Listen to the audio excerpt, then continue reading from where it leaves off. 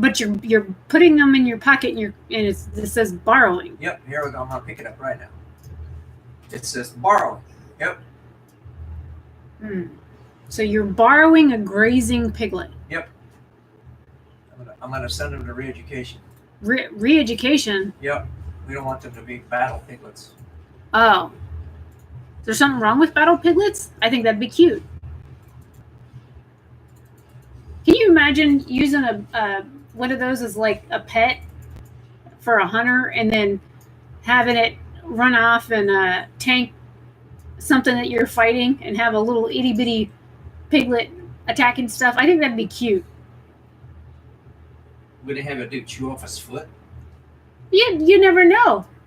I don't know many pigs that do much other than, kind of lay around and eat and try and stay cool. Trust me, you don't want to fuck with a wild pig. Well, that's a wild pig. That's not. Yeah.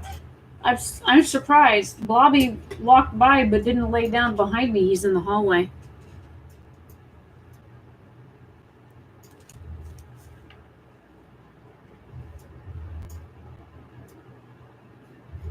I went hunting with a guy in high school, and he got tangled up with a wild boar. Ah? And took 160 stitches to put his legs back together. 160 stitches? 160 stitches. Holy crap.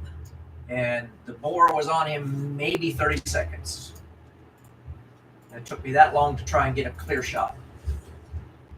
And hope not to shoot your friend in the process? That's what I was trying to do. Shoot the pig and not shoot the fucking my buddy. So note to self. I can't think of his name right now. So what, did the pig have like tusks or something, or was it? It was a boar. So boars have tusks. Ooh. Ow.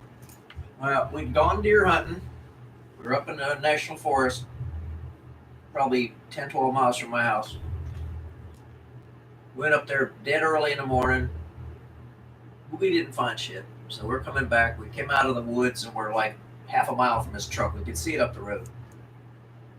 I had a 30-30 Savage. He had a 30-06. We're walking up the road, and as we get about halfway to the truck, this boar hog walks out and looks down the road at him. He says, "I got this son of a bitch," and he threw his rifle up and went, pow! I see this puff of dust come off the boar's head. Down he went. He said, "I got that son of a bitch." I said, "Be careful." He went up and it wasn't dead? He went up, and I said, "Be careful, you hit him in the head." He said, "No, I got him in the shoulder." No. But now, let me tell you something. You don't want to shoot a boar in the shoulder. You want to shoot it in the mid. Why not in the shoulder? Their shoulders are armored. Okay. And they're armored because boars fight. And the other boars have tusks, so that's where they're going to get hit. They're chewing on the armor instead of their meat. Yeah. Anyway, I said, "Be careful, you hit him in the head." No, I got him in the shoulder. I saw it. I said, "Oh, God." And he goes up there, see? And he pokes it with the barrel of the goddamn gun. And it got up and proceeded to chew him up. Mm-hmm. And he's, shoot it! Pow! Anyhow, so I said, "Give me the keys." He's like, "Oh, my goddamn legs, oh!" I said, "Stay right here." I ran down and got the truck, came back, threw him in the truck, and hauled ass for Waterman. On the way to Waterman, he says, "Did you get the hog?" Oh, son of a... So because you didn't throw the hog in the back of the truck? The hog's like 200 pounds. He's bleeding to death. Yeah. No, that's when you tell your buddy that you'll come back later and get it. Holy crap.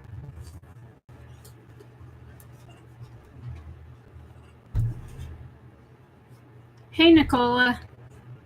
Mm-hmm. How is lighting? Like, I've got this in front of me. This is what it looks like when I turn it off. Crap. Versus turning it back on.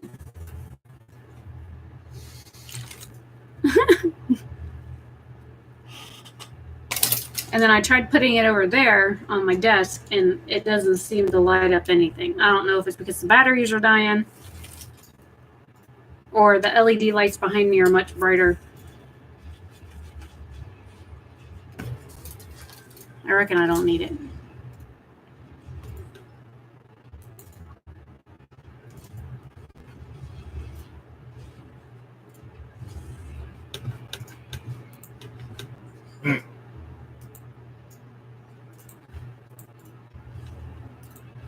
Interesting point. What's that? Yeah, I'm handing it to you when you get a second. See here, buddy.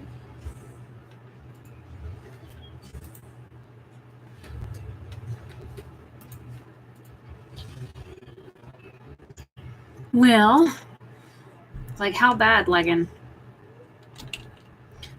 I recorded the second part of the subscriber video today. So that's 2 out of 4 done. I've got to edit it.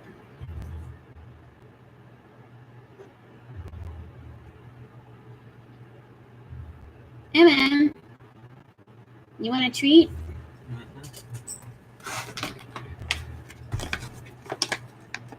Come here. You want a num num? Good girl. Do you know some of the people that I talked about in the video? One of them sent me a message on Twitter and wanted to know how she could make her videos better. She hasn't replied to my comments yet, but you know, we all have lives.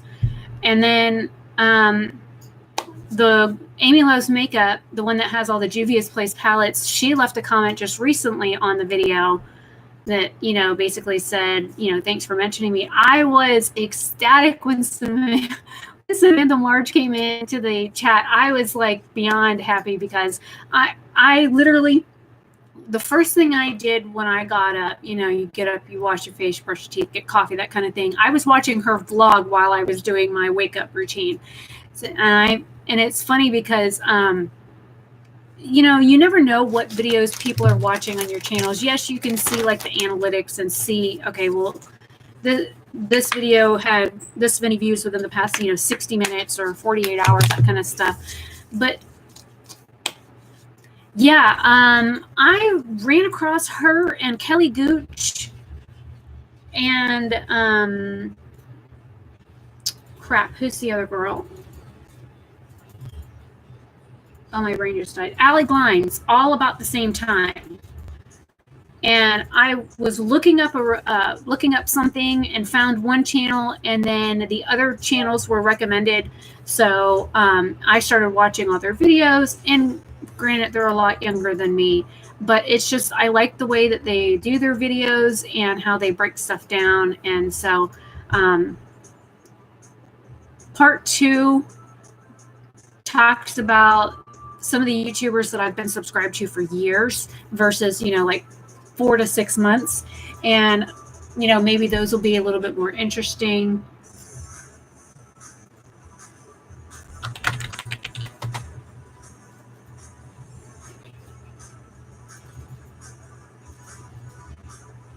Well, Dad's playing WoW. I haven't reset our modem today, so I don't know if that would be hindering it either.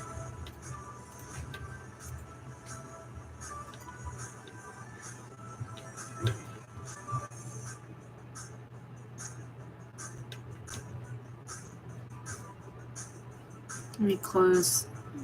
I'll close another tab or two and see.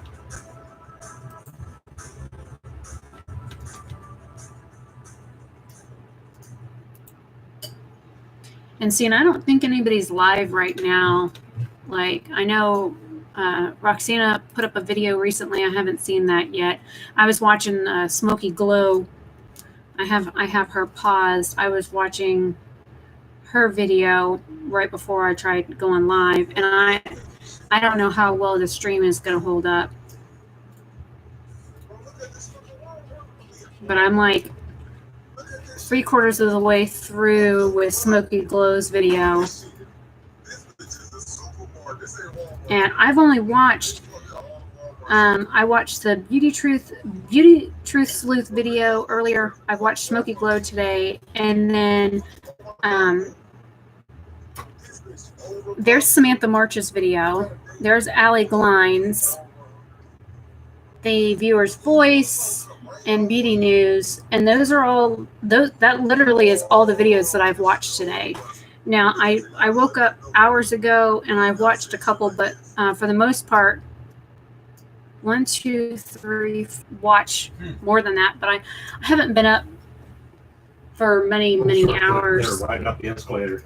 And it's funny in the YouTube app, if you it's in the middle. If you click your like profile picture up here and go down to like time watched, today I've only watched 5 hours and 15 minutes of videos. Yesterday I watched 10 hours and 22 minutes. So it's, my daily average is about 11 hours I spend watching YouTube.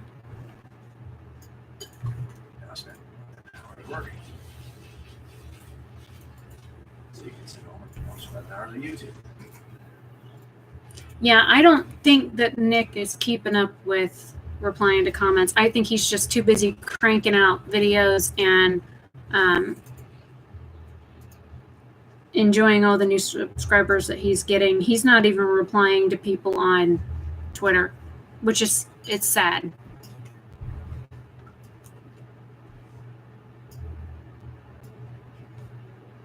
And I've only been watching Smoky Glow for about 2 months, maybe about the same time as I started watching Amy Loves Makeup and Allie Glines and Kelly Gooch. And I've been watching Makeup Struggles and Spooky Lips and Fat Hips for either 3 or 4 months, but I've been watching Georgia Harris for over a year.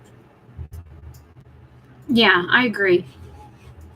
You know, as soon as I get a comment, I try and reply to it. And I mean, I'm like right on it. Well, I was editing a video when I got a comment on a video that I put up last month, and it was an hour before I commented on it, but I still commented on it.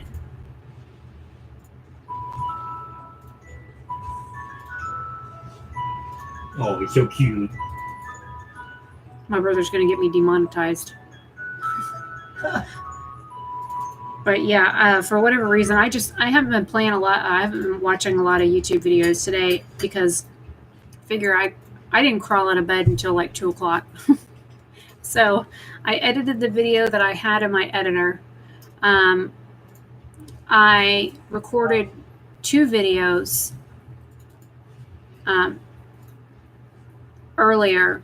I recorded one before 5. I was recording one about 5 when my video got published. And then I stopped recording one to come and be part of my chat for today's video. And then I went back and finished recording that. And then I sat down on my computer for a couple minutes and checked emails and that kind of stuff. And then I recorded another video, which is sitting in my video editor right now because I recorded it right to my computer. Because, you know, using my phone, it's hard because everything I record on there, I have to upload to Dropbox and then from Dropbox download it to my computer. So it's a big task. And then I haven't even eaten anything yet today. I'm on my second. Yeah, Dad just said I've had a Slim Jim. You want me to put that pizza in the oven that's in the freezer? The pizza that's in. You remember I bought 2 last time I went to Walmart. I didn't know you bought 2. Yeah, the one was cheese, 4 cheese. The other one was like meat and cheese or something like that. Do you want me to go throw that in the oven? No, I need to finish eating that stuff I made for Christmas time.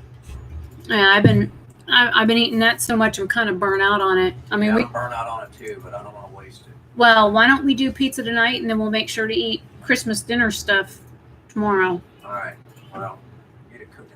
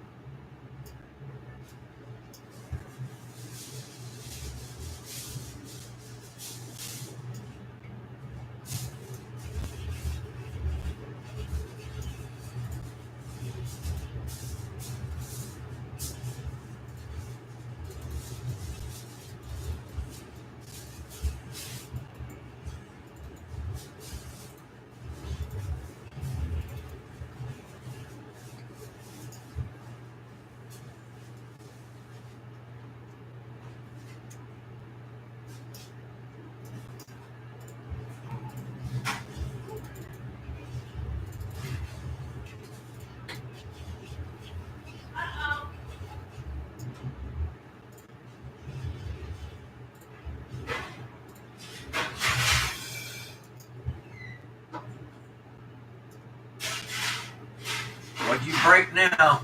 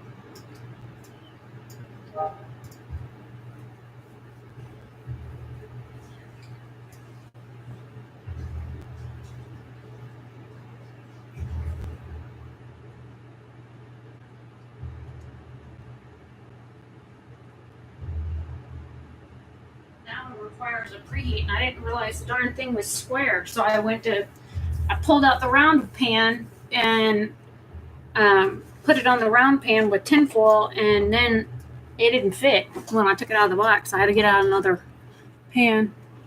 I kind of figured that.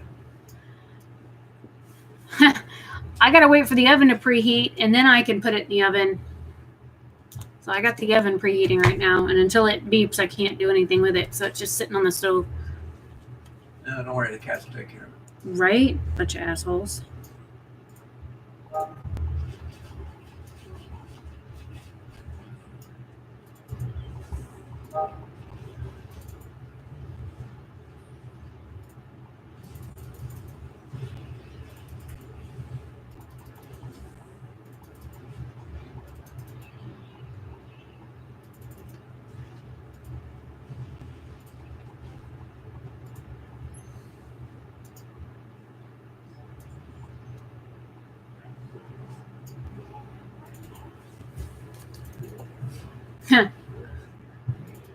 Well, I was thinking about getting like crackers or something out of the pantry because I'm hungry, but I'd rather cook a pizza and eat that. And I was like having cravings for pizza, and I get emails like all the time because I am on, I guess, some email list for Pizza Hut. So every day I would get like 3 different emails for Pizza Hut. I was like, Dad, you want to order pizza? We haven't ordered it in a while. I was like, no, we got food to eat. And he's right. We did have food that was already made that we could have just warmed up and ate. But after you do that for so many meals, you're just kind of bored with eating the same thing. So when I went to Walmart, it's probably been 2 weeks since I've been to Walmart. Actually, it has been because I went like 2 days before Christmas. Before Christmas. Yeah, it was like the Saturday or Sunday before Christmas, whatever. It was like the 22nd is when I went. And I decided, since I was craving pizza so much, that I would pick up a couple. And I just grabbed one that said cheese and one that says pepperoni. Well, the first one I grabbed was actually really good. The only thing I didn't like about it was it had cornmeal on the very bottom of the pizza. And I know they do that so that it's an anti-stick thing. But then this one here, I get out, the round pizza pan, and I put it on the stove, and instead of having to like wash it, I just threw some aluminum foil over it, and I rip open the end of the box and I pull the pizza out, and it's like a square. I'm like, crap. So then I gotta take the tinfoil off the round one, and then I had to dig in the drawer under the oven to get one that was big enough, and I pulled one out, and it was wide enough, but it wasn't, or it was long enough, but it wasn't wide enough. So I had to dig around the drawer and find another one that would fit.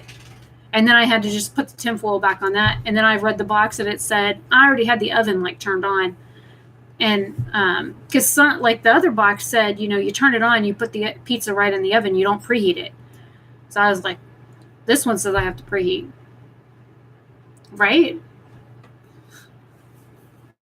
And, there are times when I'll like doctor a pizza, like I'll add parsley and garlic to it, and then like I'll throw in some like extra cheese on top. And it's funny, this pizza has like a row. It has 4 rows of like pepperoni. They're like all in like sequential order. So it's for me, I just want to go and like rearrange all the pepperoni. So it is what it is.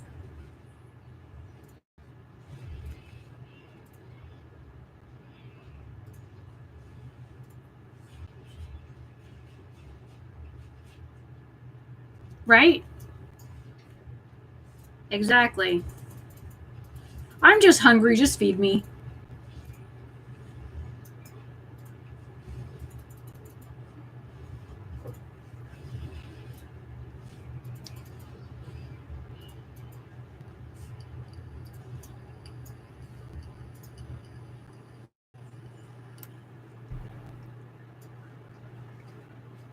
So are you feeling any better from the drops that you took earlier, or are you still having problems?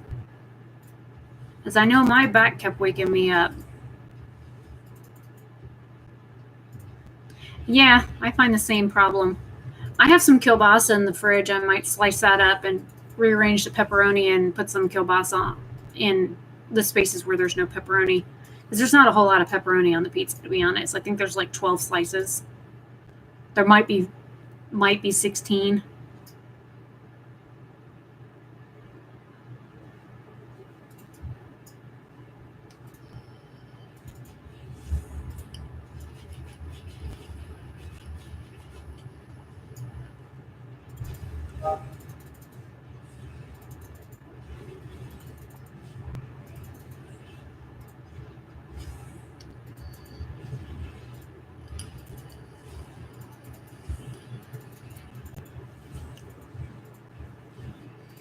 My the people I get the vape juice and stuff from, and he actually just gifted me like a 120 ml bottle for Christmas. So, which was nice. I mean, it saved me from having to, come up with money. But he has like the ones that are like pre-filled for your vape, or he's got like the drops or the oil. Yeah, no, this is the CBD oil. I mean, that stuff isn't legal here in Florida anyways. Now, I know in Colorado some of that stuff is legal because that's where they legalized marijuana first. Same thing with like Nevada and California. You can get different things. And I know my doctor had talked to me probably a year ago about putting me on some sort of pill form of it. And my friend that owns the vape shop asked if it was THC or CBD, and I was like, what's the difference? THC is the stuff that gets you high and it's illegal. CBD is the other chemical in it that's a painkiller. Yeah. Well, all I know is that it was like the pill form, and I was like, so basically, what is it, like marijuana inside a pill? And he said it's the medical version of it, and he wanted me to start taking that so I could get weaned off of the morphine. But I don't know. Last time I had any, hey DK, last time I had any interaction with marijuana, it was the years and years ago when I was going through the radiation stuff for the blood clot. And I tell you what, all that stuff did was mess me up mentally. It messed up my vision. I couldn't see straight. It was bad. I mean, it was literally like somebody took a bunch of Polaroid pictures and laid them out on a surface. There's the oven beeping. And it was like picture, picture, picture, picture, picture. And that is how my vision looked. It looked like a bunch of Polaroids lined up in a row. And that is all I could see was a bunch of like Polaroid clips. So everything was like disjointed, and it made my head weird. Yeah. Daddy's very smart. We like smart daddies. Nicola says you explained that very well. Yeah.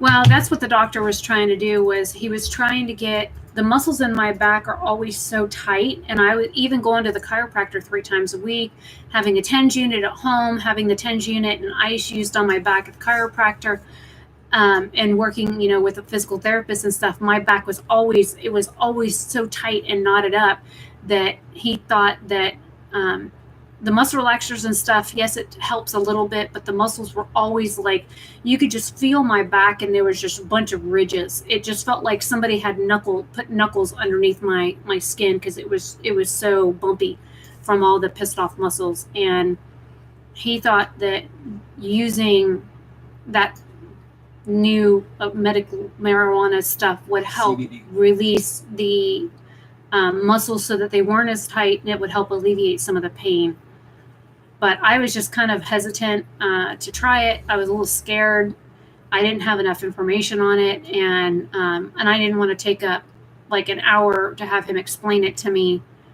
When you go into the doctor, you're lucky if you see him for 15, 20 minutes. So 5 minutes. now my doctor, he spends as much time as he needs to in the room, but some doctors, they rush you in and rush you out. You spend 2 hours in the waiting room.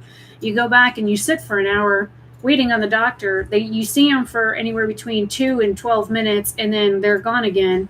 Then you wait another hour for the nurse to bring you whatever they're supposed to bring you paperwork wise, and then you check out and you're done. So you figure, you schedule a 2:00 appointment, get there half an hour early, and then you sit there till 5. All right, the oven just beeped. Let me go get that. I will be right back. I think I'm going to throw kielbasa and cheese on it.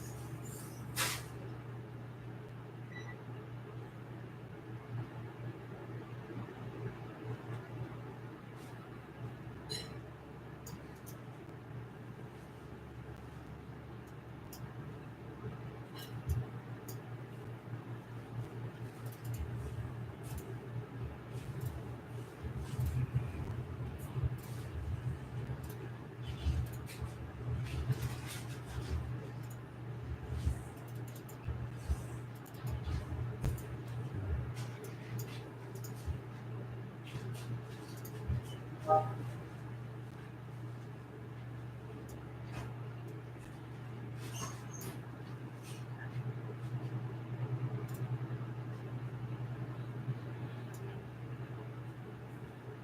cat seems awfully interested in what I'm doing with the oven. It says cook it 13 to 17 minutes. I put it on for the timer for 16.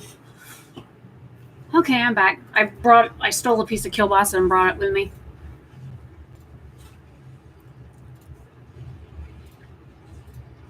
See, I used to take Valium for seizures.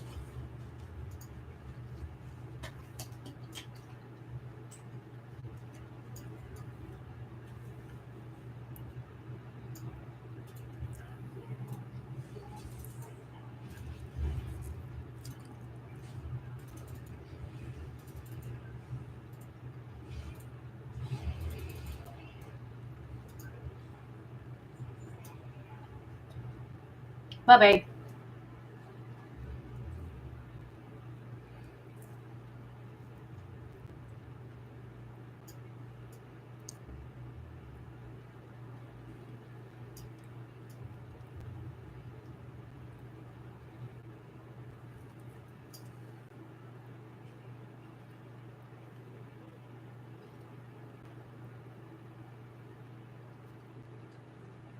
Yeah, I never understood that, DK. But I don't drink, so that, you know, and I love it when people say, oh, I drank so much that I was blacked out drunk.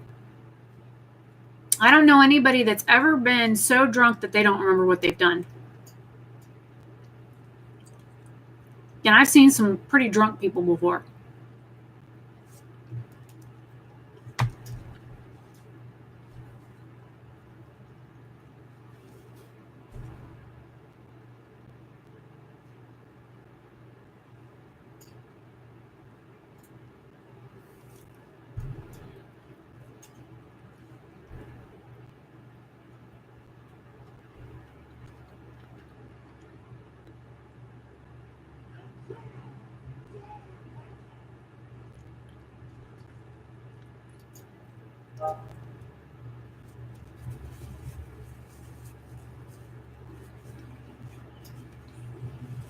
It always makes me wonder, you know, where's the point where you drink and then you drink and you drink and then you end up drinking so much that you literally can't remember what you're doing.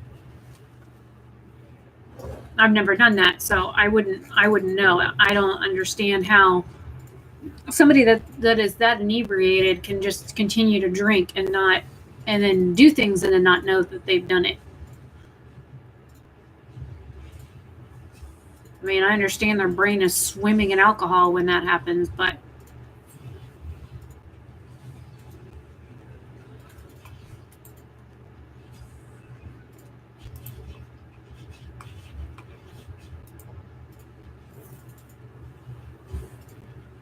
that's something I always thought of too. You know, like I've gone out, like years ago, I used to have friends that would invite me for like New Year's parties or Christmas parties or things like that, where you would go out with somebody from work and they would, you know, you'd go out to dinner and they would drink all through dinner. And then they were like staggering as they were walking out to their car. And you're like, why don't I drive you home? And they're like, yeah, but then you're going to have my car and I'm not going to be able to get to work in the morning. I'm like, you're so drunk now. How are you going to stand up in the morning?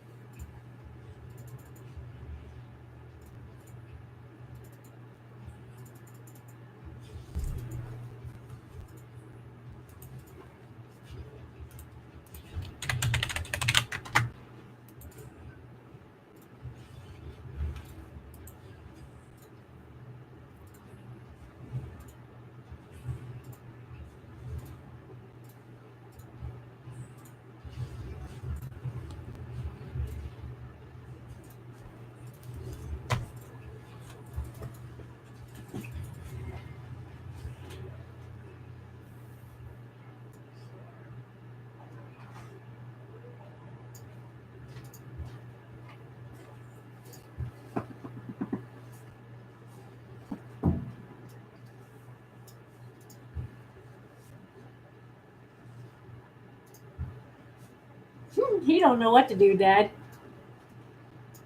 I brushed him. Now he's licking himself.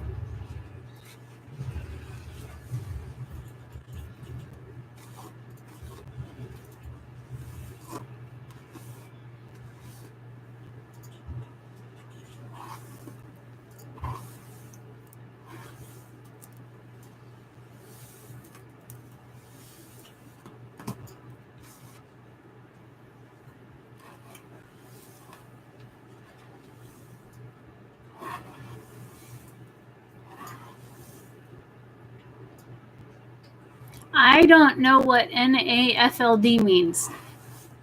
Ow.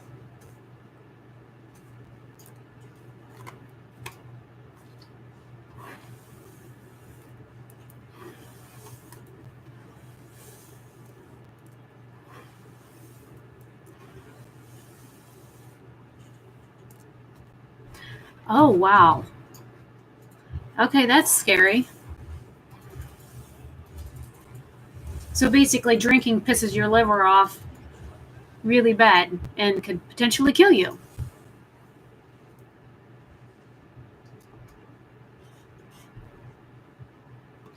Oh, here's something I wanted to ask you guys and see if you would watch it. And I'm still debating on it. And I've had people ask me to do this multiple times. I've even talked about it with Dad. We both got a kick out of it. I have had, over the past, 6 months or so, multiple people ask me to do either an ASMR version or a regular version where I am in a bikini in the shower washing my hair. They either want like an ASMR video or they want a recorded video or a live stream of me in the shower washing my hair. What do you guys think? I don't even know logistically how I would do it unless I like saran wrap the absolute piss out of my phone. Or, stuck it in some kind of plastic. I could do that and stick it at the back of my shower, but then again, you've got lighting to consider, where I'm going to put the microphone for one. Two, I'm afraid my phone is going to fall off and end up in the bottom of the tub and then get wet. And even though it's in an otter box, it'll, water can still get in, and I worry about it killing my phone.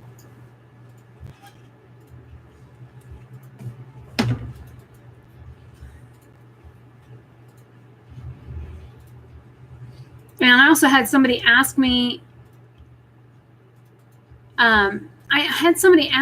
if I would be willing to wash my hair in a sink. And as much hair as I've gotten and the size of my bathroom sink, number one, my head barely fits in the sink. Two, trying to get all my hair in the sink, that's a no-go. Unless I use the big set tub, and then we wash out like animal stuff in the set tub, or hell, we wash animals in the set tub. So I don't really want to stick my head in the set tub next to the rat cage in the laundry room and then try and figure out where I'm going to put the camera and how I'm going to do it and all that kind of stuff. But I've had a number of people ask me for either an ASMR version of it or just a video of me in some sort of bathing suit type wear, and then record me in the shower washing my hair. Right, Nicola? I mean, if it was a guy maybe in the shower, I'd probably be more inclined to watch it.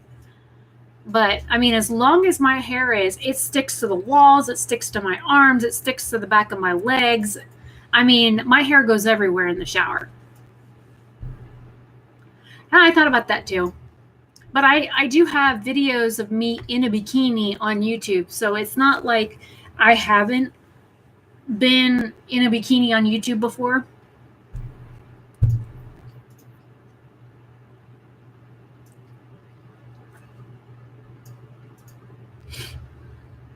That smells like the pizza's half cooked, Dad.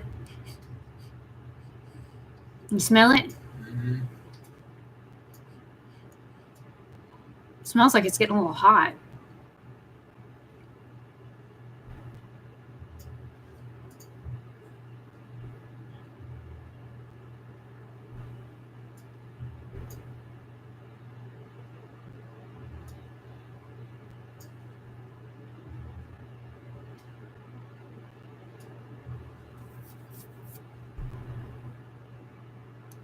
No, just pepperoni and kielbasa. Ooh, we do. DK asked if there was any pineapples on it. We do have a pineapple that we grew in our yard. I guess we could chop that up and put that on it. I love pineapple on pizzas, though. I like the sweet, kind of tangy with the salty. So, what do they call that? Savory. But I'll eat pineapple on just about anything. Might tear up my tongue, but I'll still eat it.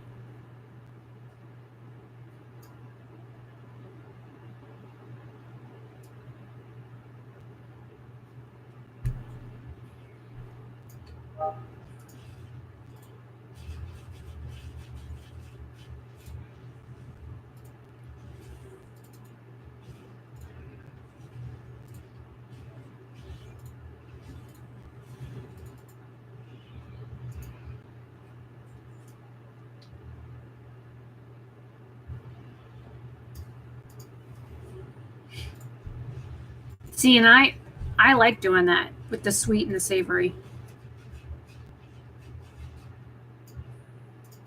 No, it's cold outside. I've got pants on and fuzzy socks. It's actually really chilly out. Let me pull up the Weather Channel and see. It was 60 on the porch earlier. That says it was 60 on the porch earlier. I know you can kind of hear him, but oh gee, the eyelash people just messaged me again. I'm kind of ignoring them right now. I'm a little peeved with their last few messages.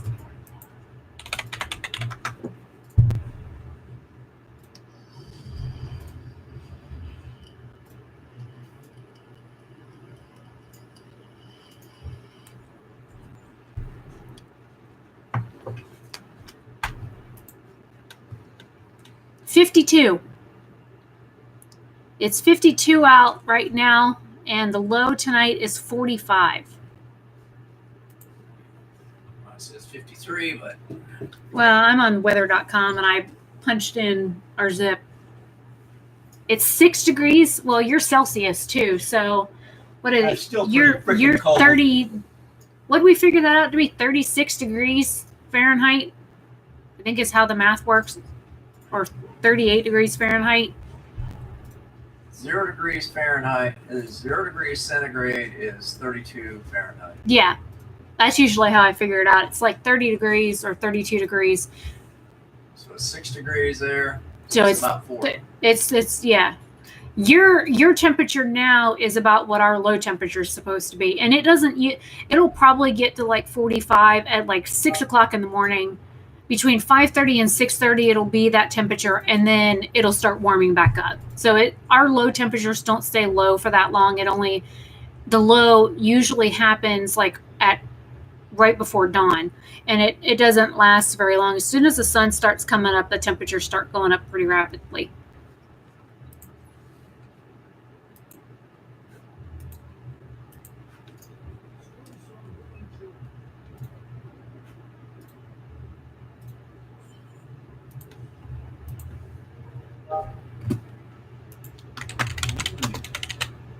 Make it go.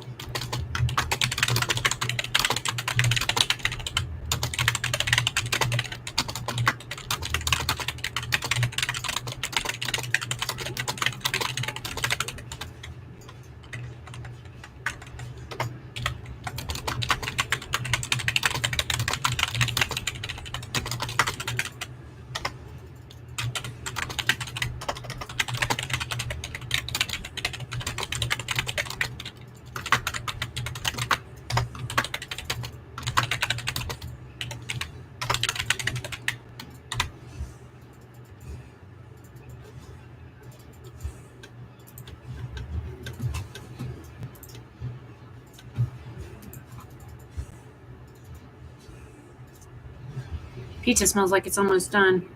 Yep. Dad agrees. Pizza smells like if I leave it in too much longer, it'll be a little overdone. Well, I can't leave where I'm at. I'm in a bad spot. No, you're fine. I'll go check on it here in just a second. Let me go check on the pizza. Okay.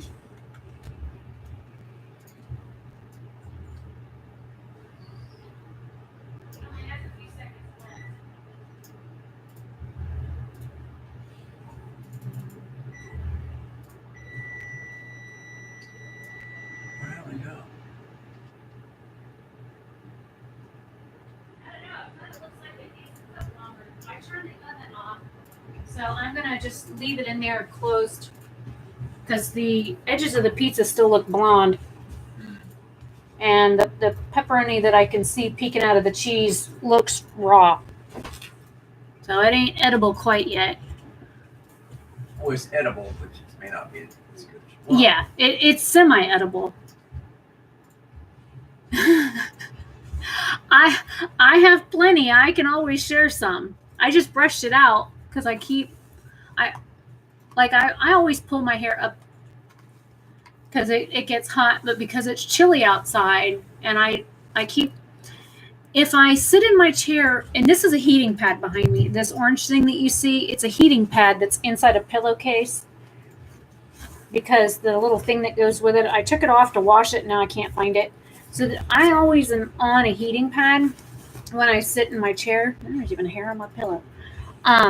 So this keeps me pretty warm, but my arms get chilly, so I have a jacket behind my chair, and I'll put that on, and then I'll get annoyed with it, or I get too hot, so then I take it off, and then my arms get cold again. And in order to combat that, I just take my hair down, because my hair, now that you can see me standing up, there's how long my hair is.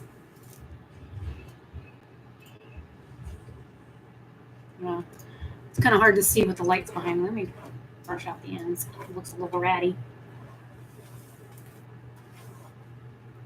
All right, there's my hair.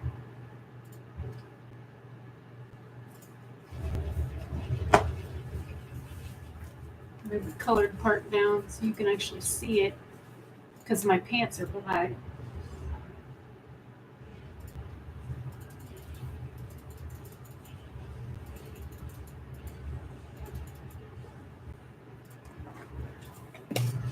So I have to, if you ever watch me get in and out of my chair, I always have to pull this up before I sit down because it likes to curl over against my back. And then when I sit down, because my hair is so long, I actually end up sitting on it. So then I have to lean forward, lift up, and pull my hair out from behind me. And these little pieces, these baby hairs that are growing right here in the front of my face, these are driving me nuts.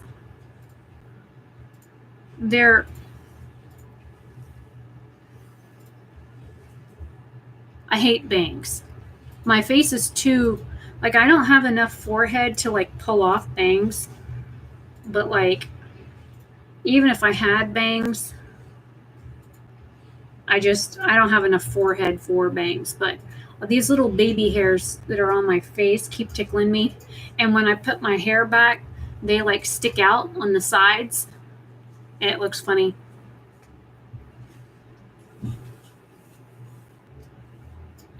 No. My mom always kept my hair. Well, there were years when she let me grow it out, but for the most part, she always kept my hair short because she was afraid of me getting head lice in school.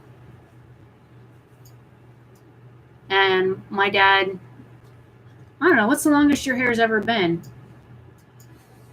Middle of your back? Yeah. Longest my dad's hair's ever been is about mid-back. But his hair is super fine compared to mine. His hair is very soft.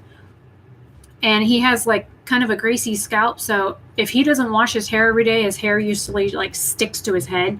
So I know when I was growing up, Dad always got those perms with the blue rollers. Well, actually, he was using red and yellow there for a while. But I remember he would go every couple of months and get a perm put in his hair so that it pulled his hair up off his scalp. And my dad always had one of those 80s style perms. And my mom used to always get my hair spiral permed because it's funny. She would have my hair relaxed. She would use the Something in Lovely. It was a relaxer kit for ethnic girls that were 13 to 15, whatever. So my mom used to always get my hair relaxed because of the wave in it. And then 6 months after that, she would get my hair permed. So most of the years growing up, when my hair was below my shoulders, it was always spiral permed. That, and I think it's beautiful. My hair is gorgeous when it's spiral permed with the really pretty tight ringlets. But my hair is so heavy and so long, I don't think it would hold a spiral perm right now.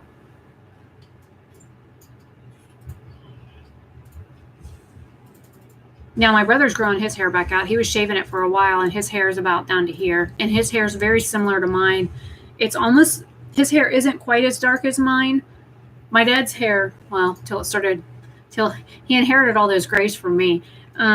His hair was as dark as mine, but my brother's hair texture is very similar to mine. It's just not as coarse or as wavy. My brother's hair is like perfect. He can get up and just brush it, and it's beautiful. My hair, I get up and brush it, and it goes. Biotin doesn't always work for people. Biotin is a B vitamin. So if you take something more like a B complex with bee pollen in it, so I'm talking B6, B12, B2, which is basically you've got your riboflavin, your thiamine,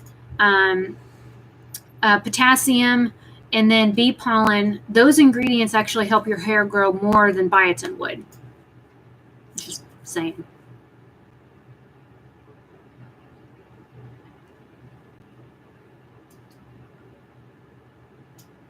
Yeah, my hair's naturally wavy, but because I messed with it so much last night in the live stream, when I woke up this morning, it was pretty tame, which I'm surprised because I thought for sure my hair would be all angry at me for messing with it as long as I did.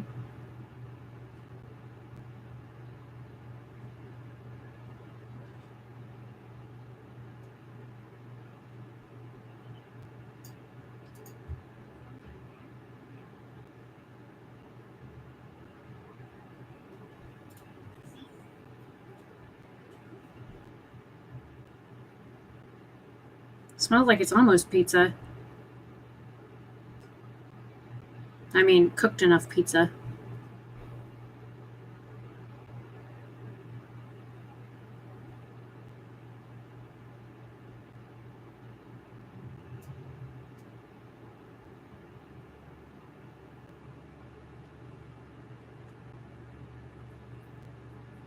Yeah, my hair falls out all the time too. I find it everywhere. I find it on my pillows. I'll find it like all the way down by my feet. I'll go to get in bed and I'll have a hair wrap around my feet. And I'm like trying to pull hair off of my toes. I'm like, how does my head hair end up at the foot of the bed? I never could understand that. Or if you flip the sheets up, you can see my hair at the very foot of my bed.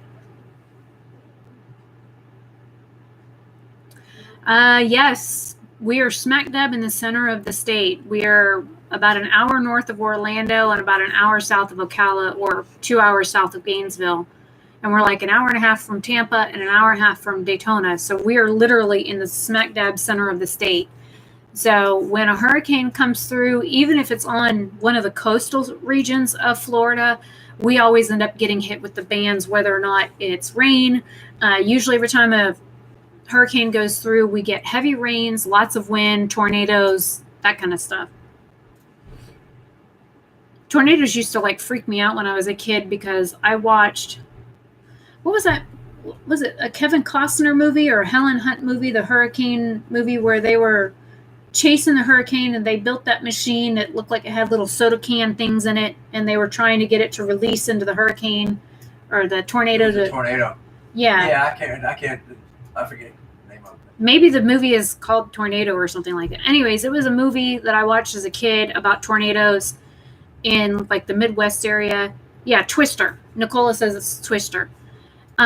Yes, you're right. It gave me nightmares too. I mean, the fact that he used his belt to strap himself to that water pipe, like I wouldn't have thought to do that. And then I was it 92 is when Andrew hit Florida? And yes. Okay, in 1992, Hurricane Andrew hit Florida, and we had like 12 tornadoes run through Mount Dora. We literally, my neighbor down the street, actually right down the road from where I live, the tornado like went right through his front yard, and they was standing there with the front door open watching the thing run through his yard. And it ended up in our backyard, twisted the tree, the pine tree that we had at the corner of the house, twisted it like right off, and then threw the tree onto the house on top of my bedroom. Dad came running in all freaked out thinking I'd be scared. And of course, because my bed was tucked up in the corner, I had a day bed, and I had a window here and a window here, and my bed was literally in between two You windows. slept through the whole damn thing. I certainly did. I slept through the whole fucking thing.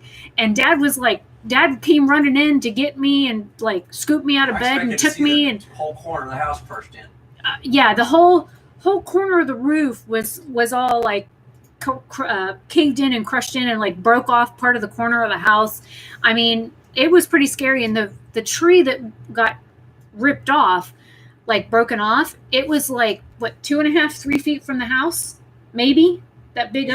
Big pine. It twisted off about 60 feet of it. I mean, I could literally open my window and reach out my bedroom window and touch the tree. It was that close to the corner of the house and that close to where my bed was. And I used to do that. I used to open my windows and climb out my bedroom window and go play in the backyard, instead of, walking through the house and going on an actual door. I was one of those kids. But yeah, that movie Twister like made me so afraid of tornadoes when I was younger. I mean, they don't bother me now. When people say that when a tornado is coming, it sounds like a train, they are not joking. It sounds like the chugga, chugga, chugga, chugga, chugga, chugga, chugga sound that you hear when you listen to an actual steam engine or coal engine train. That, and what it is that sound is the tornado like pulling with the wind. It's like pulling objects to it. So that chugga sound is actually things it's trying to encapsulate. So it always like went like we had Irma go through last year. Was it last year? Irma, I think it was 2 years ago. Yeah, maybe it was 2 years ago. We had Hurricane Irma go through, and then we had another one go through, I think last August or September. And we had tornadoes both times. One of them came through and went right through our backyard, and you can see the path that it took because of the way that like our cherry laurel tree was like split in half. It broke a couple of our other trees. And I heard it. I was on my bed reading when I heard it go through. And of course, me being the dumbass that I am, I went out the front door, went up the ladder and got on the roof, and I was, watching what happened. We were without power, but like several days before the storm even like hit our area because the winds were so bad, it was like knocking trees down, and we ended up having a tree land on a power line right down the road from our house, and it snapped the power line in complete half. And one of the trees was like leaning on the other power line, and it was like if it wasn't for that power line, that tree would have been in the road. And our road is kind of dangerous anyways, because people go like a bat out of hell down our road. They don't pay attention to the fact that the speed limit's 35 and they're doing 60 by the time they get to our house. And we're literally the third house after you turn off the main road. We're literally 3 houses in. And for them to be doing 60 by the time they reach our house, that means they've got their foot on the accelerator way too hard. But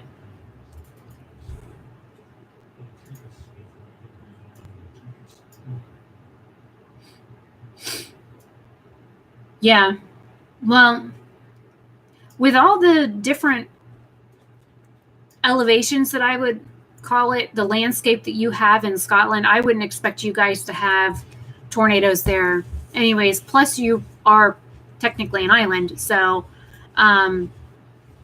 your weather there is going to be a lot different than ours.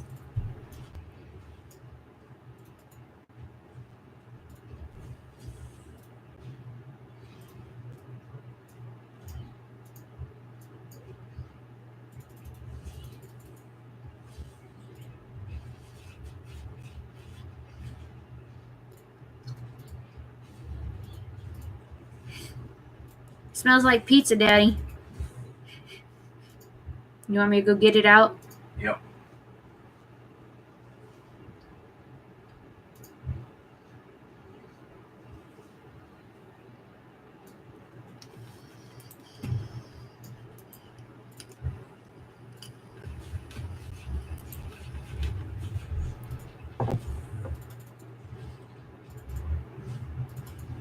I'm going to go pull the actual pizza out of the oven and see if it's ready to be cut yet.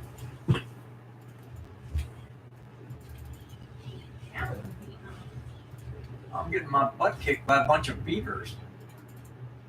Wait, did you just say you're getting your ass kicked by a beaver? 5 of them. Beavers. Beavers. Beavers. A buck-tooth beaver.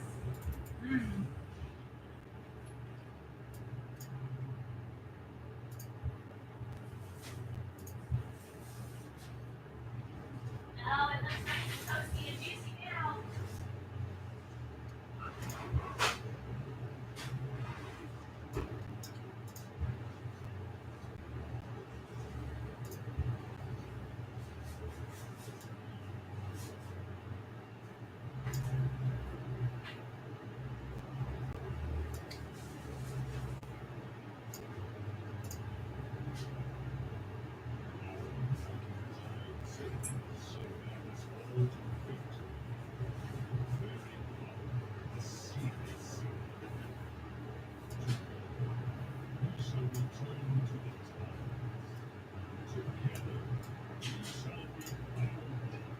All right, I cooked the pizza, but it's too frapping hot to move it yet, and everything's all squishy on it, so it needs a few minutes to cool down.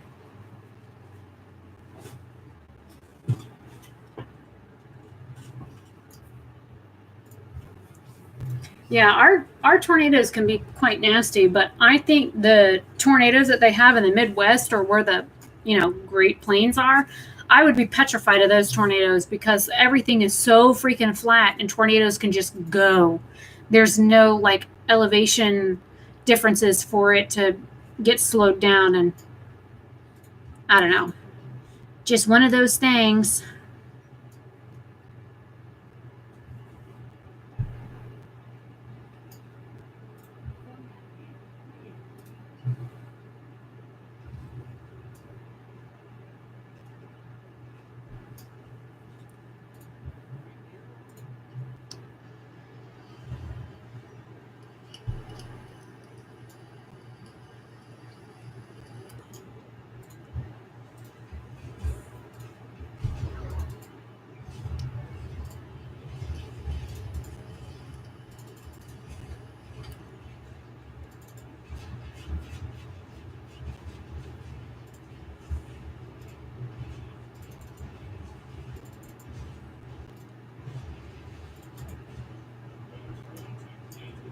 Yeah, it's funny some of the things that you watch as a kid that really affect you growing up that seem to really affect you as you're an adult. You wouldn't think something as harmless as a movie like that would have such a psychological effect on you growing up, but they do.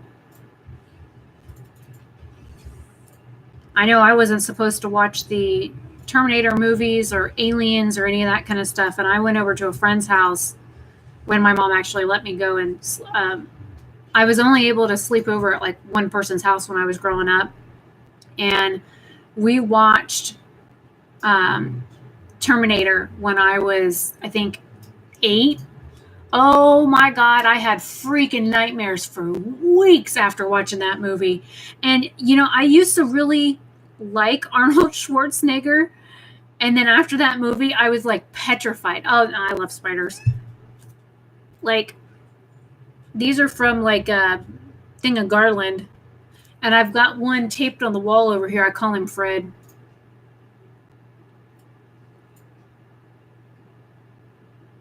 Oh, well, I was born in 1980, like towards the end of it, but I was born in 1980.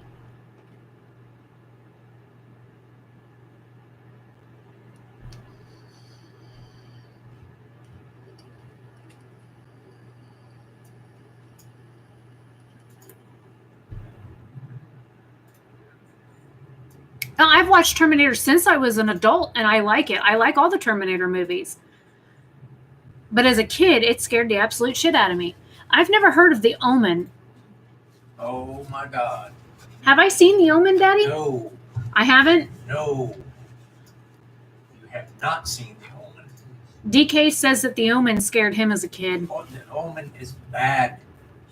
Dad says The Omen's bad, so that's probably a good reason. Mom and I went to see it, and she couldn't sleep for like 2-3 weeks. Yeah, but Mom's a puss when it comes to watching stuff like that. That movie was bad. What's it about? Satan on Earth.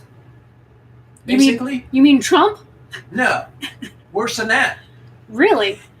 Have you ever seen Pan's Labyrinth? I don't know if I have. It's a British movie. I like that, but that was also about Satan on Earth kind of stuff. Pan's Labyrinth is pretty fucked up. It was about a little boy named Damien. Damien. Damien. It's actually a really nice name. He No, says, it's not. Damien means devil. well, no, but I like the way it sounds, Damien. DK says he had 666 on his scalp. He did. He was the Antichrist. I don't know. I've watched a lot of like satanic movies over the years. Some of them are really good and some of them are really bad. Like the Devil's Advocate movies, those were actually pretty good.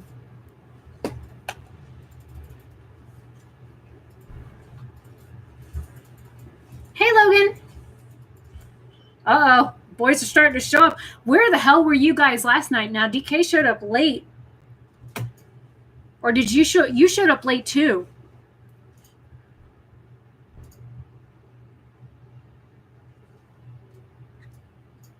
Hellraiser? I think I've watched it. Yeah, I've seen it. That's got that big ugly guy he cut his horns off. Oh, Ron Perlman. Yeah. Yeah, he's a good actor. And I've seen that, and I saw Hellraiser 2. You're kidding me. I've been streaming for 109 minutes? An hour? I've been streaming for over an hour. Oh, yeah, Perlman, he says Perlman is Hellboy, not Hellraiser. Oh, sorry, wrong one. Hellraiser. Dad's thinking about what that movie is to see if he can remember. Yeah, I watched all the Hellboy movies. Those were good. I tried to get into Sin City, but it just... I don't know. I wasn't into Sin City. Sin City, you gotta get your mind around it.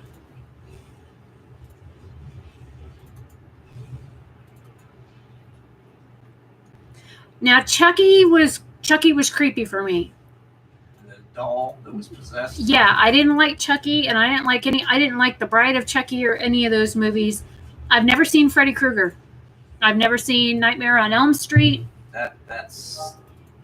I've never seen any of the Saw movies. I've seen one. I wasn't thrilled. I've got a couple of them out there that I got in those bundles, but I've never seen them. Yeah, most dolls are creepy. I was more into stuffed animals, to be honest.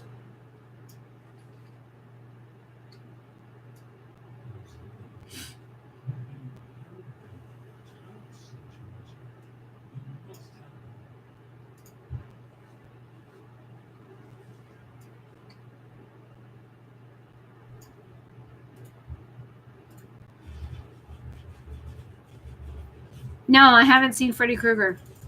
I haven't seen The Godfather either. I haven't heard of Dead Silence. Now, I've seen like Silence of the Lambs. That's a creepy movie. The Hand That Rocked the Cradle.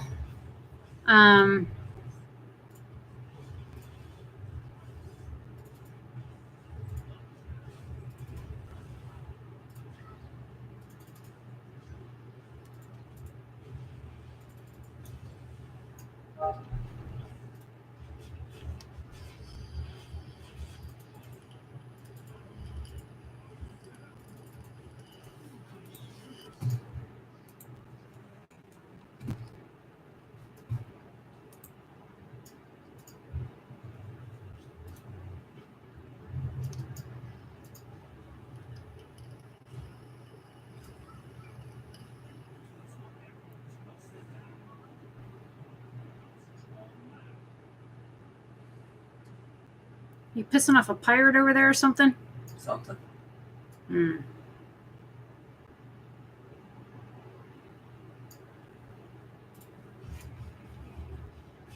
Scurvy dog. Wow. Well, then you better drink some orange juice if you've got scurvy. I never saw Scarface or Candyman. Candyman. Can't remember that. I think I've seen it.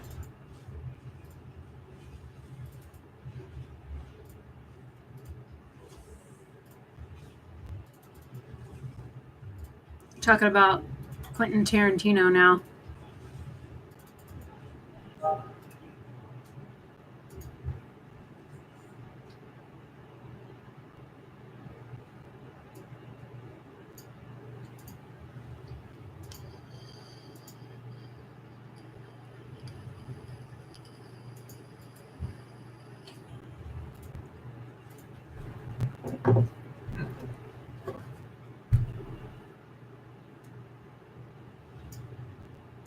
I'm not like really big into like horror movies or thrillers, that kind of stuff.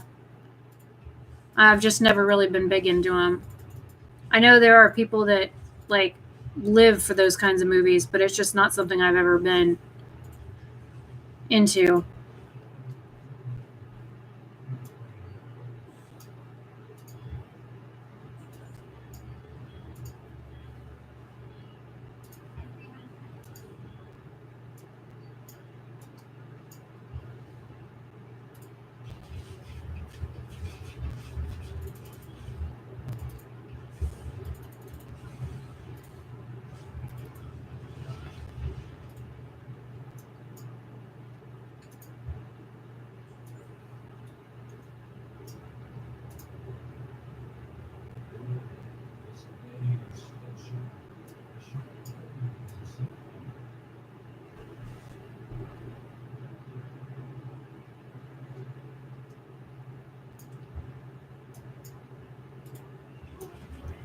What do you mean, DK? Like, we have a house right down the road from where we live that has been used for several horror movies. I mean, it's been torn down now, but they use that building, that farmhouse, to record several like horror movies in it.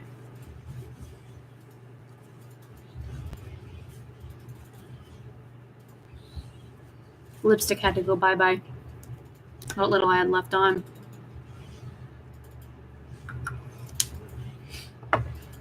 Well, you ought to take me, Nicola. I haven't been to Disney since 1988. Is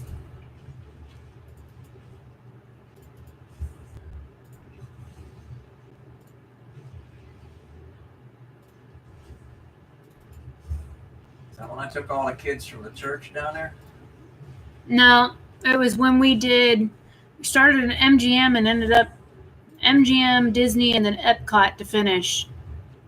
MGM hadn't been open that long. That was the last time. Did you go with us on that damn field trip? I don't think so. I took Mom's class and my class to Disney. No, the last time I was at Disney, and I still have paraphernalia from it, was 1988. That was the last time I was at Disney. That was the first year I was able to go on Space Mountain.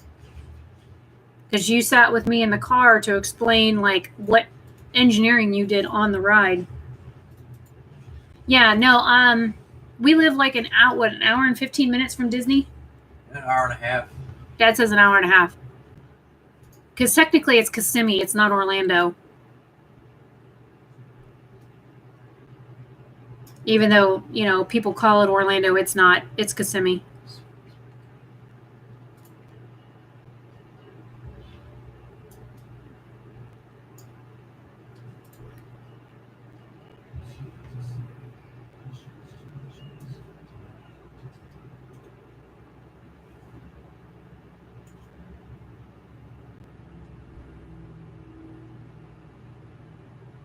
I actually enjoy Disney movies. They're old ones, they're new ones. I like watching them. I don't care if they're made for kids or whatever. I still watch them.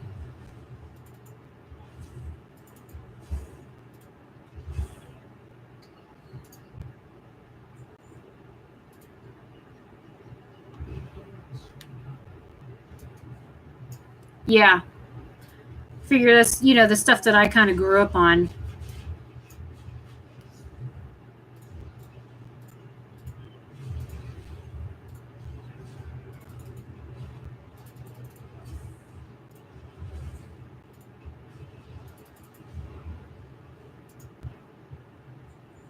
Yeah, that was that big wreck that I talked about on that happened on I-75. 75.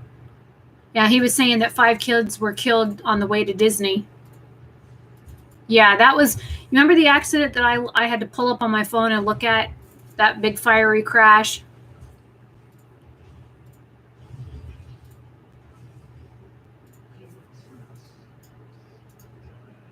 Yeah, there were 6 fatalities, and most of them were children. And then there was like 19 injured last I checked. It was a pretty nasty accident. There was a motorhome involved, all kinds of stuff. It always, breaks my heart, especially this time of year, because, everybody's coming down for like vacation and Christmas is over and it's New Year's stuff, and they're just trying to spend time with their family, and then shit like that happens. Because people that drive here are, we get a lot of people that are from out of state or out of country that come here for our winter, and they drive like absolute assholes on the road, and then they bitch to say that we're the assholes driving on the roads, and like, no, we drive like we normally do. We just got to watch out for people that are either from New York that are driving like bad out of what's, like their ass is on fire. People that are driving all pokey on the roads, like people that come here from Pennsylvania, all they do is do like 5 to 10 miles an hour under the speed limit. None of them know how to use their blinkers. People from They know how to use them, they just won't. Right? Or you can always tell when somebody's from like New Jersey or New York, because they're always like weaving in and out of traffic. They're always like speeding, like their life depends on them getting to wherever like super fast, but they don't realize that by doing shit like that, you're not saving any time, you're just burning more fuel. And endangering everybody around you. Yep. So in other words, you were just basically an asshole for no reason. Yeah, that too, Logan. That too. He says so many drive angry and hostile, looking for trouble. I don't know. That it's people from Pennsylvania and usually from Massachusetts. It's like no matter what age they are, they usually go under the speed limit. They put their blinker on, if they do put it on, to get in the turn lane like 10 miles before the darn turn lane. So you're going, okay, please turn to the next road. Please turn to the next road. Fuck, they passed the next road. And then you got to wait behind these people. And then they like slowly creep into the turn lane. As soon as you actually have a way to get into the turn lane, it's like, as soon as like 90% of their car is in the turn lane, the person behind them is like trying to cut off their bumper just to get around them, because they're so sick and tired of them like put down the road. I just makes me want to rip my hair out at times.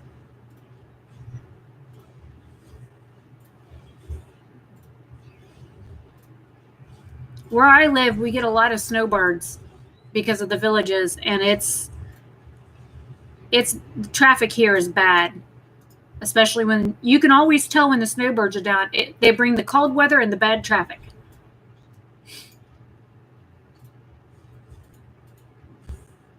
Yeah, people run red lights here. They don't stop for red lights. They just go, especially if they're turning, they just kind of slow down and then go right through a red light, not realizing that all of that is illegal. They realize it. They don't care. Right?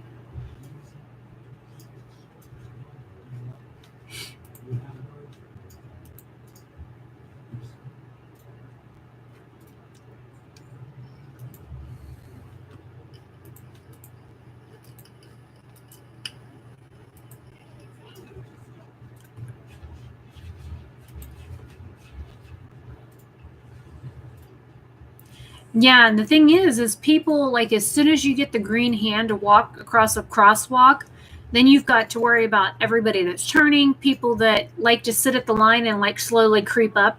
Even though the light's red, they're like creeping and creeping and creeping and creeping. And then by the time you get in front of their car, they're almost like bumper to your leg.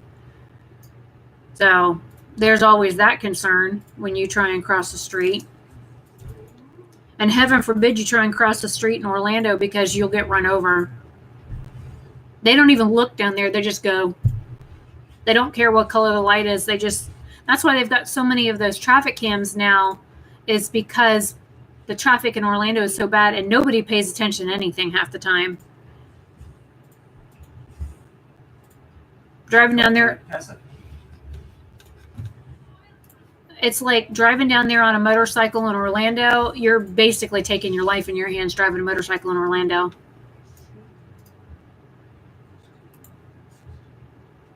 Right? That is very accurate, Dweller.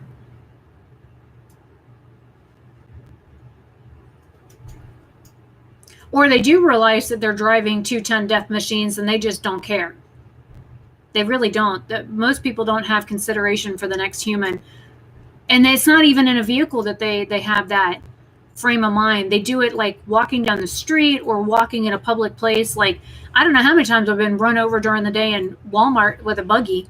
That's why I don't shop at Walmart during the day, because unless it's either really early in the morning or like after midnight, because then I don't have to worry about getting run over or my heels clipped or having to wait for 15 people with their ass hanging out in the aisleway to get past them. Or you need something about the area that they're looking in. If you park your buggy and walk in front of your buggy to like get the item, they're like glaring at you and mean mugging you the whole time. You're like, excuse me, you know, or pardon me, or whatever. And then they like getting the hell out the way. Right. I always use my turn signals. I even put my turn signal on to turn into our yard. But there's somebody coming. It's a habit. I just flip the turn signal. I don't care if there's somebody coming or not. Well, I've turned my turn signal while I'm coming out of the driveway onto the road. I do that too. It's just, if I'm turning, it's just force a habit. I do the same thing on the motorcycle. I flip my blinker on, leaving the yard, and coming in the road, or coming in off the road.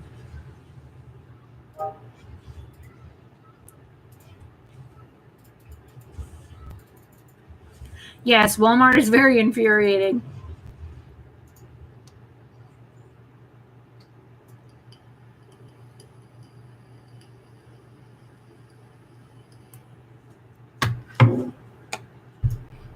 You want to hear something surprising, though?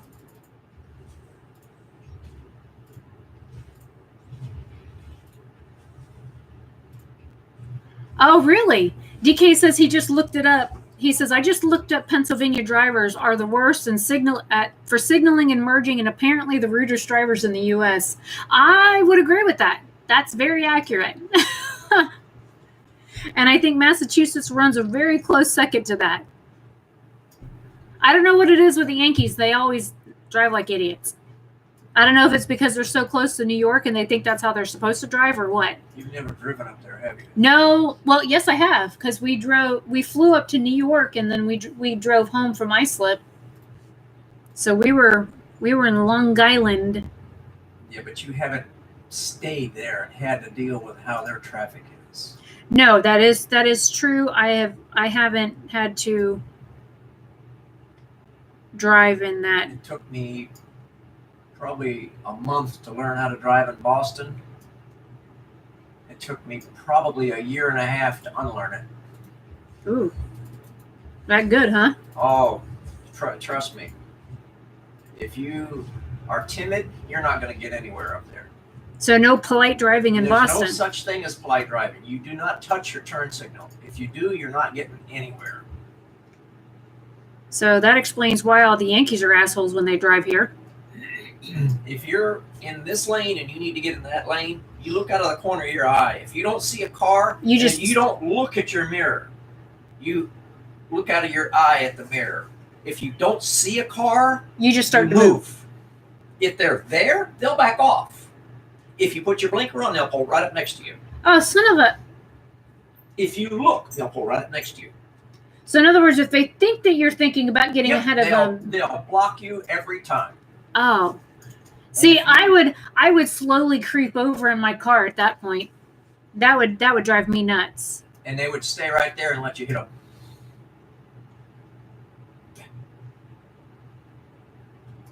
You should have seen me the first time I came to a roundabout. Oh, no. They call them traffic circles down here. Yeah, I know what roundabouts are. We got them in the villages. Yeah. They're a pain in the ass. They got them up there in Boston. First time I'd seen one. 3 lanes of traffic. There's a sign there that says yield. Cars coming, cars coming, cars coming, cars coming. Guy behind me goes, beep, beep. Car's coming. He rolls the window down. Move it, asshole! I'd be like, You know what he did? He went around me. why? Because you didn't merge, you yielded. I found out what he did. If there's not a car directly in front of you when you get to that traffic circle, you keep right on going. They will get out of your way. Oh. I hate Yankee drivers. Yeah, Mom would always go. I never hit nothing. Nobody ever hit me. Nobody ever hit anything else. That's funny. Infuriating, but funny. You got to do it. And it's sad that it's that way. It's like they're not even following the laws of the road. It's on the stove. Come get it your damn self. It's a self-serve kitchen. I ain't your fucking maid or your mama. Oh. DK says, where's the pizza? I'm hungry. Anyways, Logan was supposed to bring me pizza 3 days ago, and I had to make my own because he never brought me pizza. Well, enough talking about pizza. All right, Dad says pizza break. Pizza break. All right, you get a root beer. I'll get you a plate.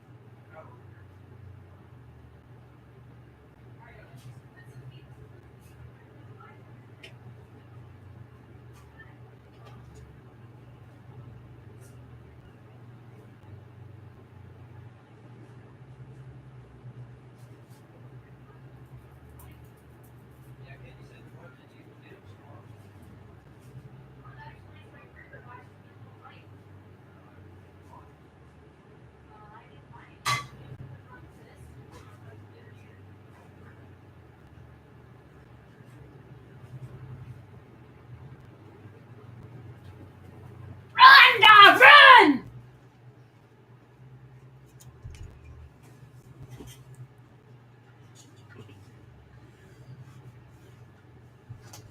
I haven't had KFC in like a year, 2 years. I like KFC chicken. And their mashed taters and gravy, biscuits. I'm drinking a beer again, guys. Only beer you'll ever catch me drinking. They're talking about food now. Nicola had pasta. Logan had a chicken bowl.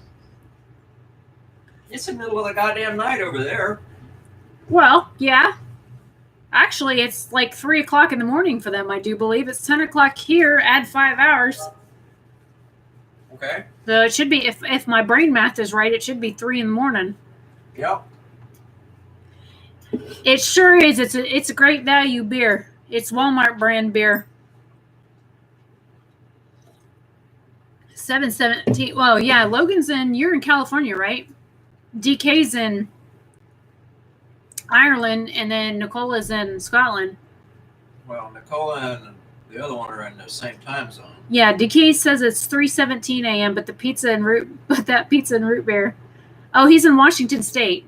Well, same time zone as California, I think. I think Washington State is the whole.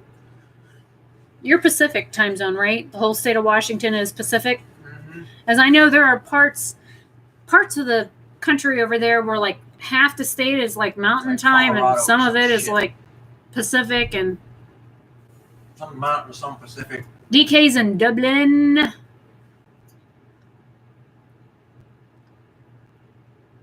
You know what I haven't heard in a while, and I know I have it on my rotation, is was it Molly Malone? I haven't heard that song in forever. But here's the pizza. So this officially just became what, a mukbang?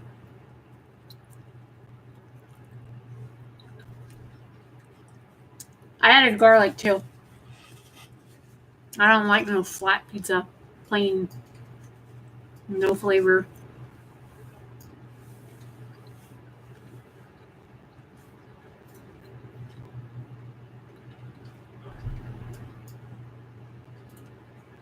Kirkcaldy.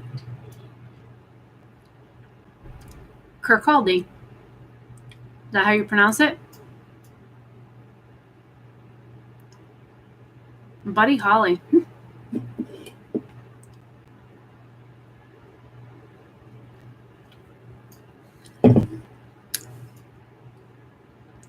Well, KIR would be Kerr, and then KC, I'm guessing, would be another.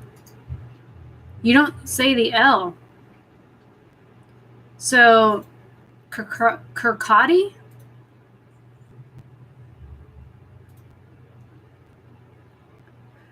You're only a couple years older than me, Logan. I'm 38. So, Kirkcaldy. I'm not too horrible when it comes to pronouncing locations, but then again, I've looked at the map plenty of times, looking at ancestry stuff for all this stuff over there, so I'm pretty familiar with some of the areas.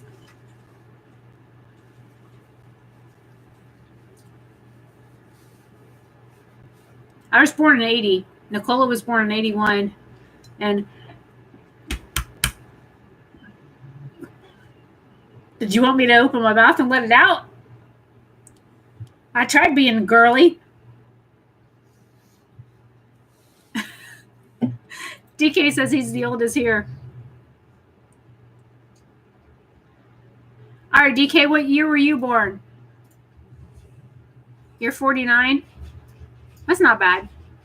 Dad's 53. I mean, 63. Be 64 on the 18th. 19th. 18th. I can't even think straight.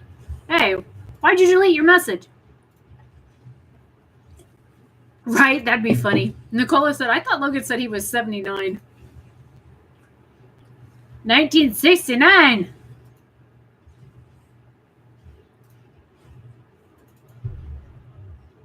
You figure my dad graduated from high school in 74. Same year he went in the Navy. Right? No, I went in the Navy in 75. 70. No, because you were in for 6. Oh, I guess that counts as 6 years because you didn't get out till the end of December of 80. Yep. I went in January of 75, got out in December of 80. I still think Mom screwed you by not letting you go into the SEALs. I'm not sure I would have been able to do it. As tough Wasn't as you good are, shape. yeah, granted, you'd have had to put on another 15 pounds, but as tough as you are, you wouldn't have given up. Probably not.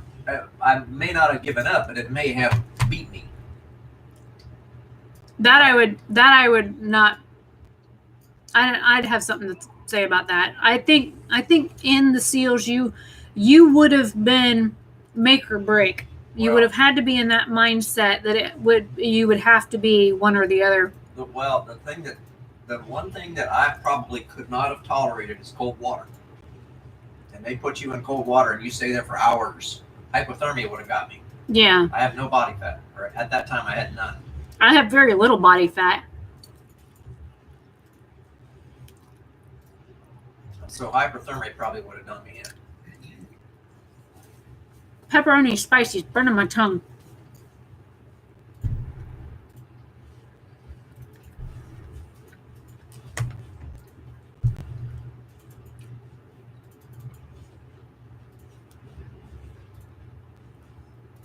Well, Dad was in, his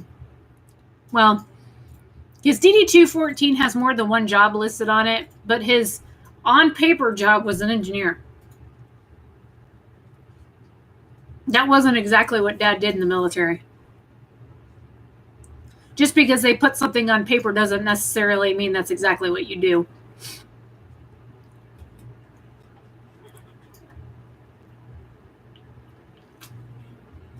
And I know you were considered a squid because you were in the Navy on a frigate, but what was the nickname that they used to call you? Kind of like a squid, but they called you something else. A what? Spotty or Scotty? Dad's chewing. I'm trying to ask him a question. Swabby. Swabby. You know, swab the deck, mop it, swabby. Huh.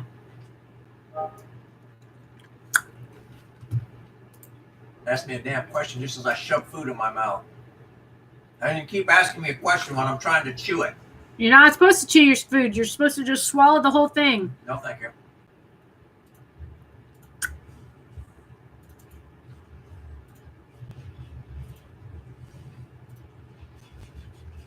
I've applied for I think all the branches except for the Marines, and they wouldn't take me because of my back. My scoliosis is what got me disqualified from MEPS. Both times that I went through MEPS, my back got me disqualified. So when I tried to go into the reserves, I had a waiver from my doctor, and even with the waiver, they still wouldn't let me in. Or I would have been in the military. So I went law enforcement instead. Just seemed like the most logical step. Even though I have issues with authority figures, according to psychologists. I agree with that. Dweller says, I have scoliosis as well, but I prefer to call it groovy spine syndrome. I actually have scoliosis in 2 parts of my back, and I have 2.5 extra vertebrae. So if you look, basically from here to here, I have scoliosis, and you can see the curve in between my shoulder blades.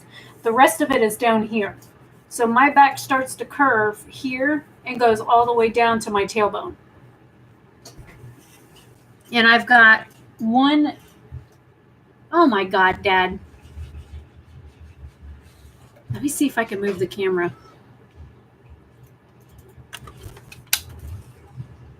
Look at my cat. Bubby, are you comfortable? Laying on your back like that, you slob? I think he likes your sheet. It is soft. It's made out of satin.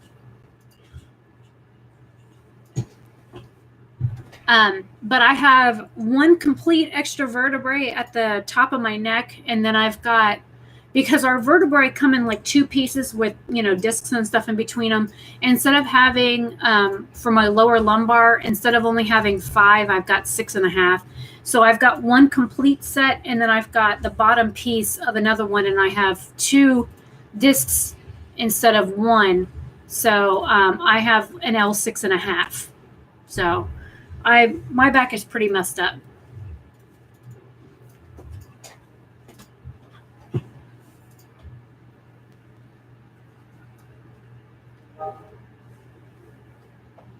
Bubby, are you comfortable? I got your belly. Don't claw it, asshole. Oh, now you're being cute. You're being a cute boy.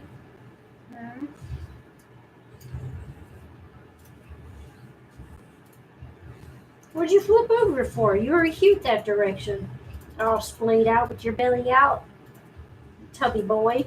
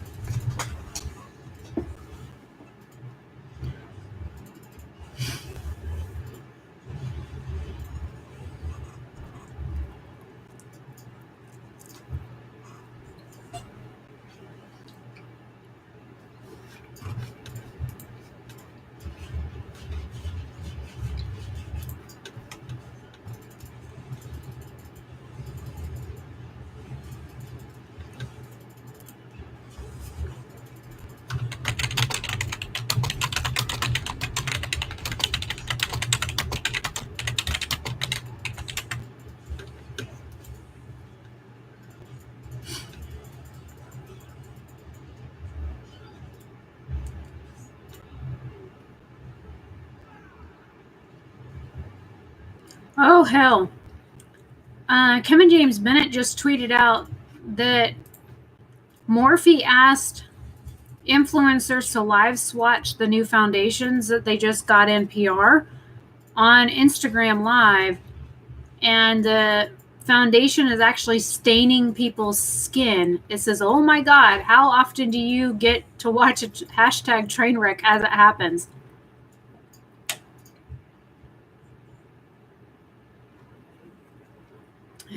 Somebody says, well, that's one way to ensure a color match, I guess. It's not usually recommended, but hey, at Morphe Brushes like to dance to the beat of their own drum.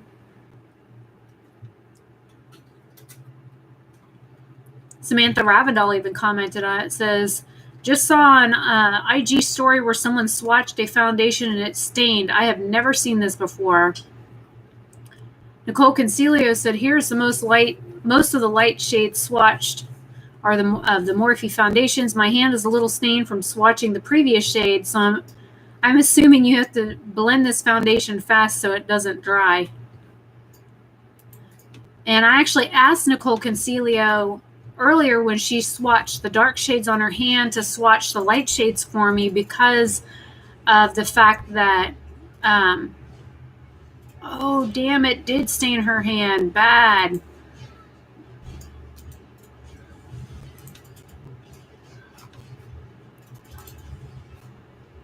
I'm going to retweet it. And I'm going to paste the link. See, that's what I was looking for. Whoops. Open another tab. I was looking to see if they had any fair shades that had green undertones, because according to what Jaclyn Hill said, it said that they did. One of these shades looks straight up yellow.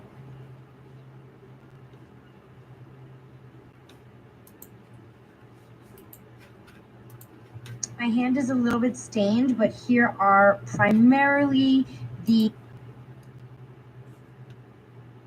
lighter tone shades, the lightest shades. They look pretty yellow. Some yellow undertones. So yeah, this quite a few pink and yellow undertones and a couple of peach undertones. See, I have a hard time finding foundation because I don't follow Manny MUA, so I didn't know that. But like, they're just now, everybody within the past 24 hours is just now releasing like swatches and stuff of the foundations. I guess Morphe told them to wait because wait for the foundations to be released or something.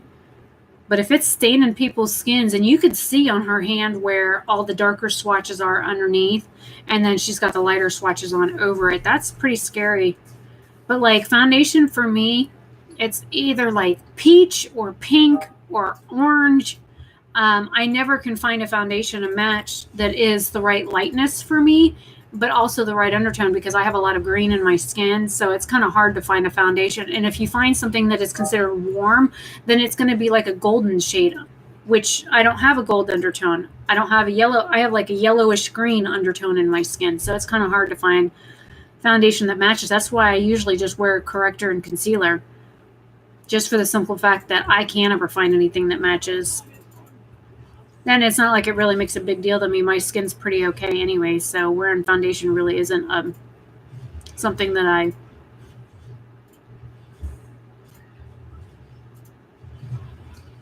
Ooh.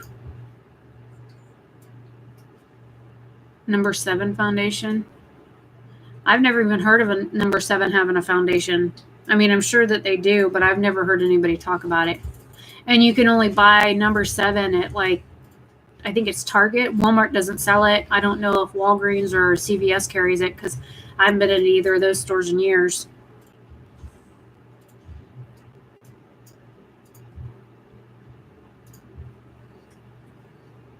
Yeah, Jaclyn Hill was saying that it's a very matte formula, and I have super dry skin, so I don't think I'd be able to wear it. Yeah, number 7 is considered drugstore here.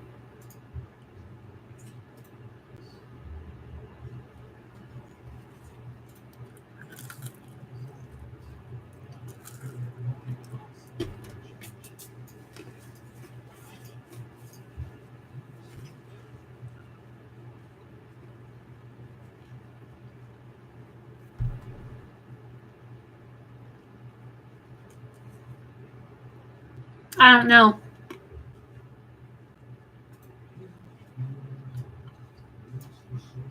Yeah, it might be.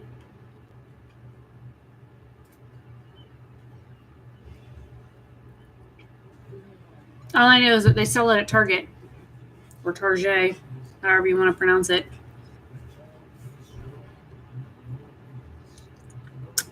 Now, Estee Lauder makes a foundation that I wouldn't mind trying. It's I think it's called the Double Wear or something like that. But and I don't know if they sell the shade here in the U.S., because I know I've watched other YouTubers talk about the 1C0, it's called Bone or something like that, that you can only get in Europe. And 1C1 is like the lightest shade here, which is a pink undertone, and 1C0 is a warm undertone.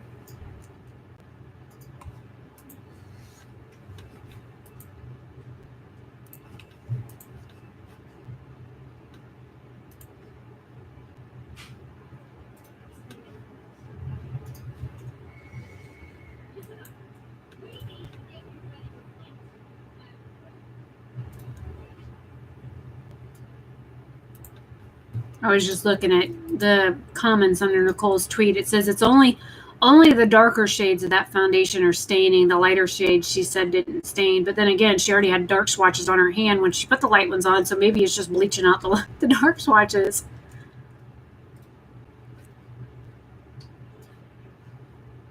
The easiest way to check what your undertone is to look at the inside of your wrist. And if you, I mean, the lighting in here isn't that great right now, but if you look at how your vein is under your wrist, on this part of your wrist, you can see, depending on, like my wrist looks green. When you look at either of my wrists, that area looks green on me. But if you look at some people, they look like pink or red.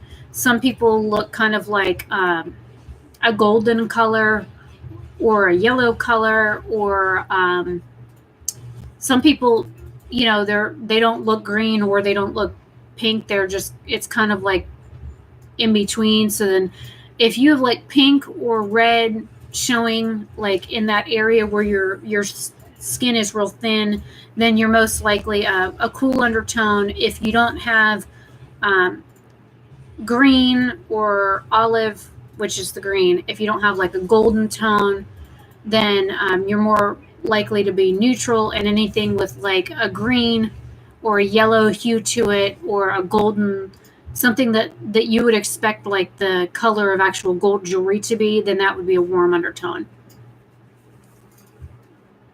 Yeah, I'm wearing a white tank top and there's a white background behind me. So that should give you, see how like yellow I look in the tank top?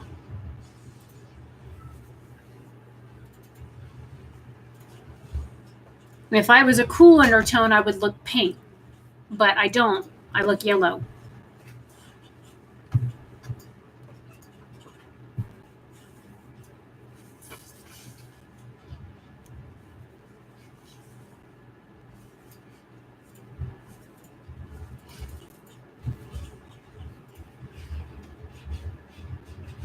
Yeah, my veins look blue and purple under my skin, to be honest.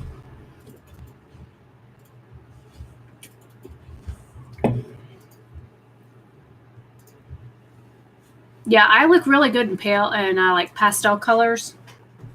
But then if you really want to get into like skin tones and stuff like that, then you have your spring, your summer, your fall, and your winter colors. And I can wear all seasons of colors except for 2 shades of fall. So I can wear all of the color combinations except for like burgundy, or not burgundy, like a mustard yellow and olive green. Those are the only 2 colors that look sick on me. Or I should say, I look like I've been puking for a month if I wear either of those 2 shades. What you got, Daddy? It's kind of Flat warmer. It's kind of looking at me with smiley eyes, but then it looks like it's falling asleep.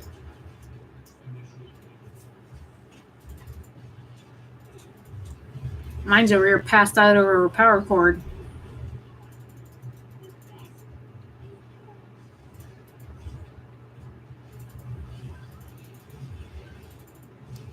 Yeah.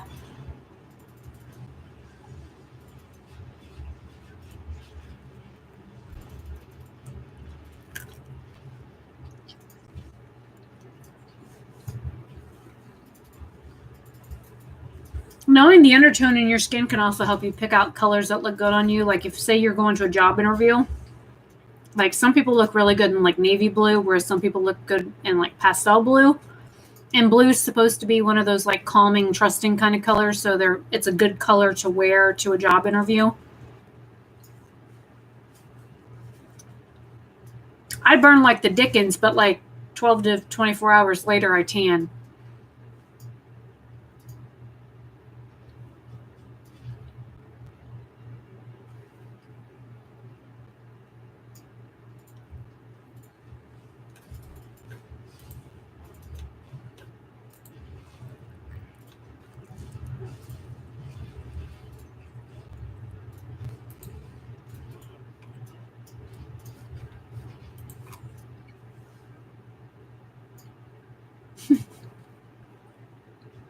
Whatever you want, just don't get any on your shirt.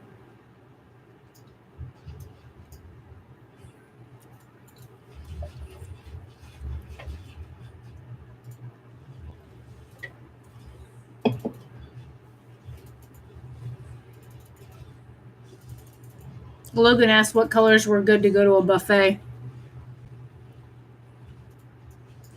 Ones that you can wash easily. Oh, yeah. That's why I said something you can, there's basically anything you want to wear that just don't get it on your shirt.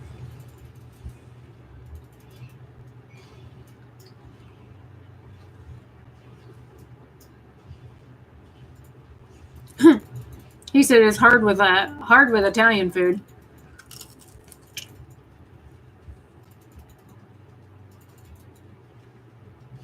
You gotta be smarter than what you're eating.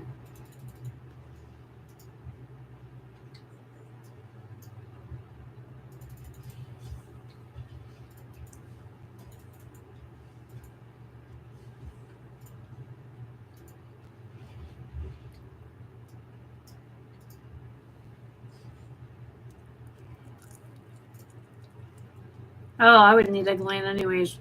It's like eating non-flavorful rubber.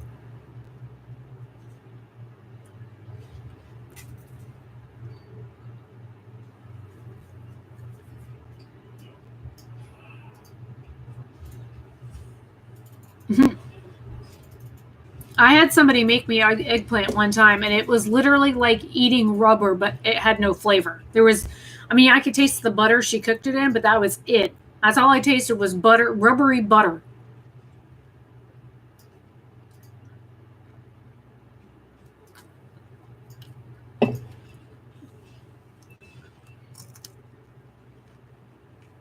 Well, that explains your first name, Nicola.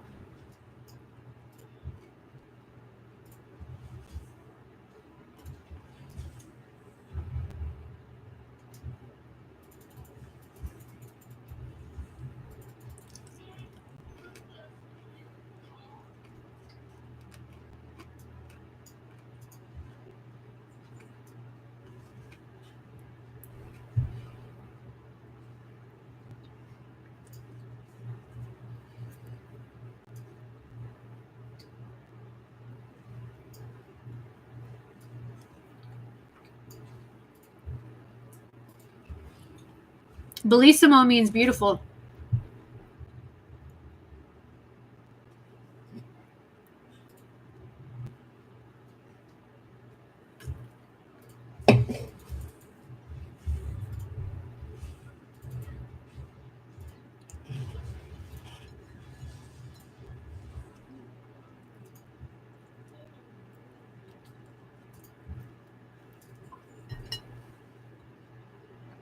Somebody messed up there. Hmm? Just killed a girl, and he had a man's voice. You sure it wasn't somebody playing dress up? No, if they were playing dress up, they did a really good job of getting the body sculpted right. I don't know. They can do a lot with contour these days.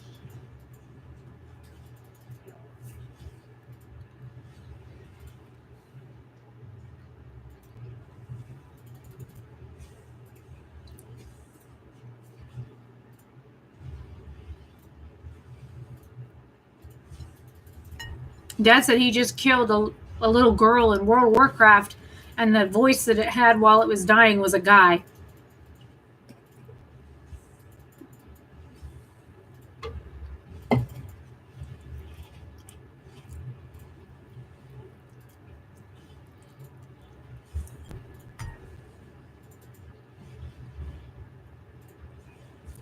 That's what I thought.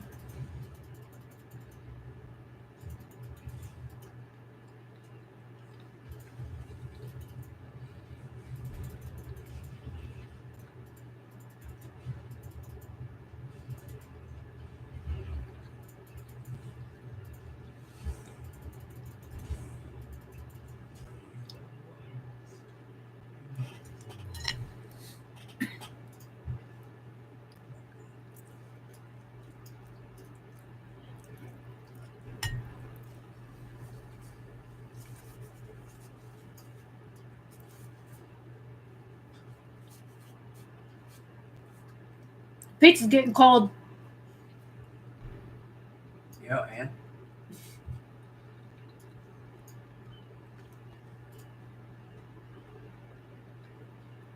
The center of it's a little on the chewy side. It's food and I'm hungry. I'm not picky.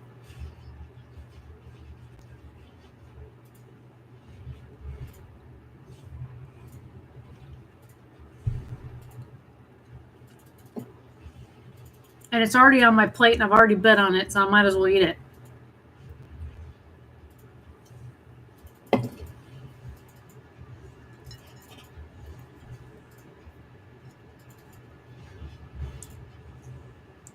Well, at least people can't call me, what is it, anorexic or bulimic or whatever with me eating here. anorexic means you have no appetite. Bulimic means you eat and then throw up. Yep. So, how long do I have to stay on my live stream after eating to prove I'm not bulimic?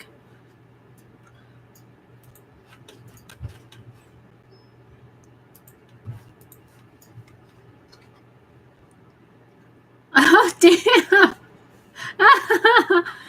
DK says, I'm so hungry I'd eat the legs off a donkey. Might make a sandwich.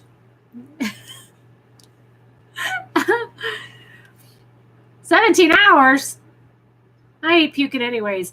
Even when I am so sick, like nauseous, and you're like, oh man, if I could just puke, I'd feel so much better. I don't even like doing that.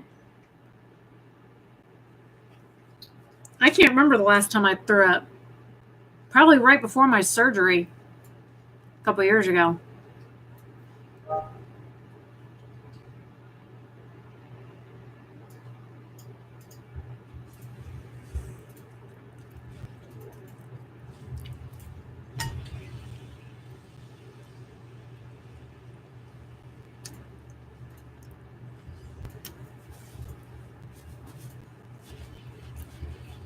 Yeah, Dad used to say I could eat rocks and be fine.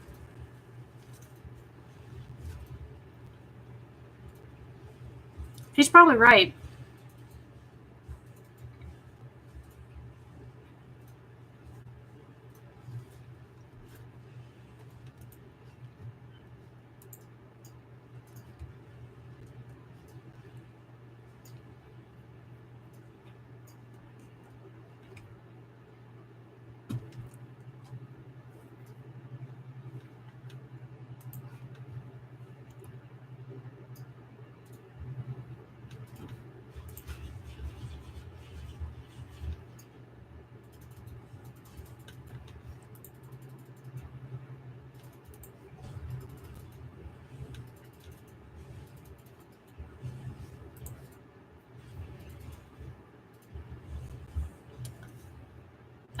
Leftover stuff from Christmas.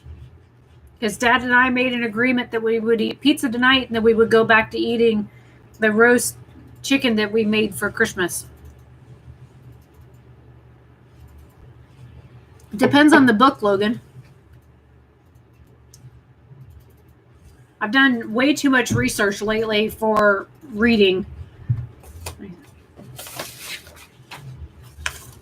See all of this? It took me days, several days to do all of this research and to double check information. And this is for a YouTube video. It took me like 3.5, 4 days to compile all this information, to do all the breakdowns, do comparisons, to fact check my work, to do all of the stuff that I needed to do. How did you manage that? Did he drop it? His mouth was open. I put it in his mouth and he dropped it. Your cat is fucking stupid. I put it in his mouth. All he had to do was close his mouth and it would have been in there. Yep. Oh God. It is I don't know if you've noticed when I don't have makeup on, like my face is like really broke out on one side, whereas the other side looks fine. I've never heard of Chris Carter. I have a video series that I did called Battle of the Anti-Aging Concealer or the Anti-Aging Cleansers. So in the last update video that I did, I said that I would be doing an ingredient breakdown of both of the products and describing, what each of the ingredients are and whether or not there were crossover ingredients into both products, what the product is doing to my skin, that kind of stuff. And there's actually 3 ingredients in one of the cleansers that are technically another ingredient. They're just using a different term for it. And I'm actually allergic to one of those ingredients. I was like, yay, I've been washing my face with basically acid. I don't read stuff like that. You figure if I'm not watching those kinds of movies, I'm not going to read that kind of book.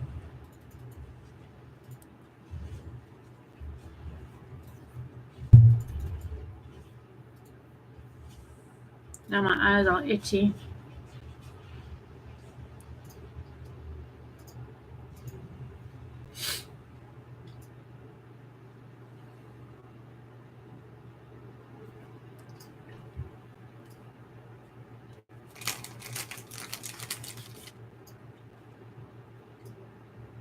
I don't know. I really, if I take the time out to read, I get kind of like relaxed while reading, and the next thing I know, I fall asleep with a book on me, and I've only gotten like a chapter in. So when I read, if I wanted to like stay awake while reading, I would physically have to go outside in order to stay awake while reading. Because if I like sit in a chair or sit on the couch or lay in bed or whatever, and I start reading, I'm gone.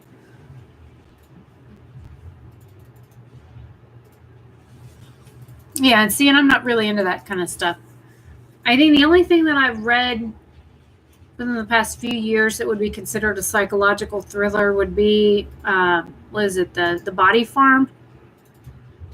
That was probably one of the last books that I read on something along those lines.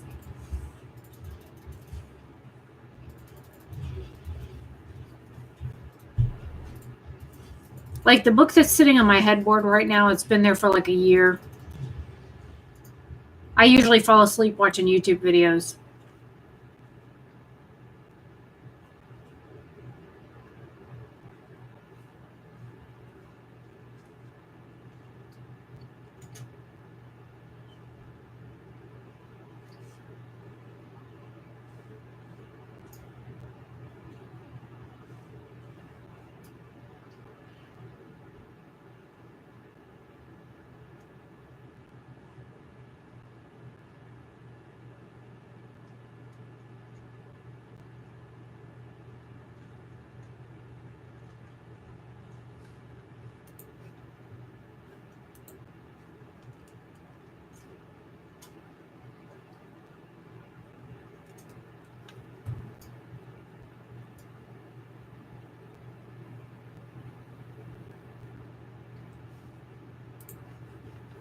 Do you ever follow people on social media that like or comment or retweet people's stuff onto their Twitter or whatever, that it's people that you absolutely either can't stand or don't want to see? Ted Bundy? Oof.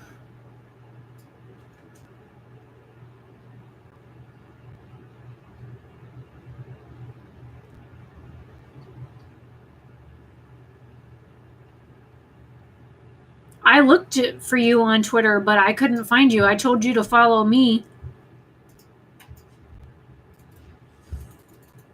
Oh, well, that's probably a good thing. My dad doesn't have any of that stuff either. But you do? I just closed Twitter. Let me go back to Twitter. I guess it would help if I spelled it right.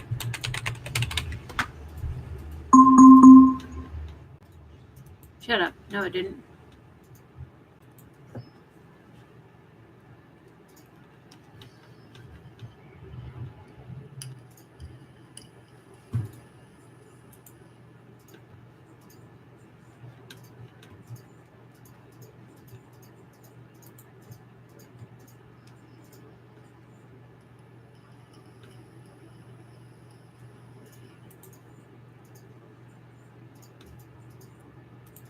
Yeah, there's a bunch of people into that are. I never got a notification that you followed me.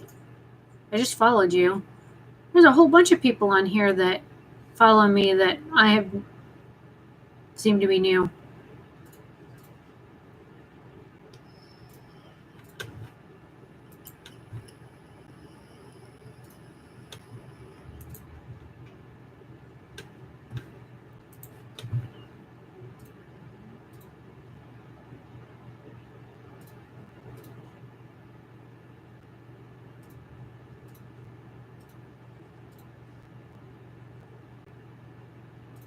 Like, I have a lot of the local news people that follow me on my Twitter account.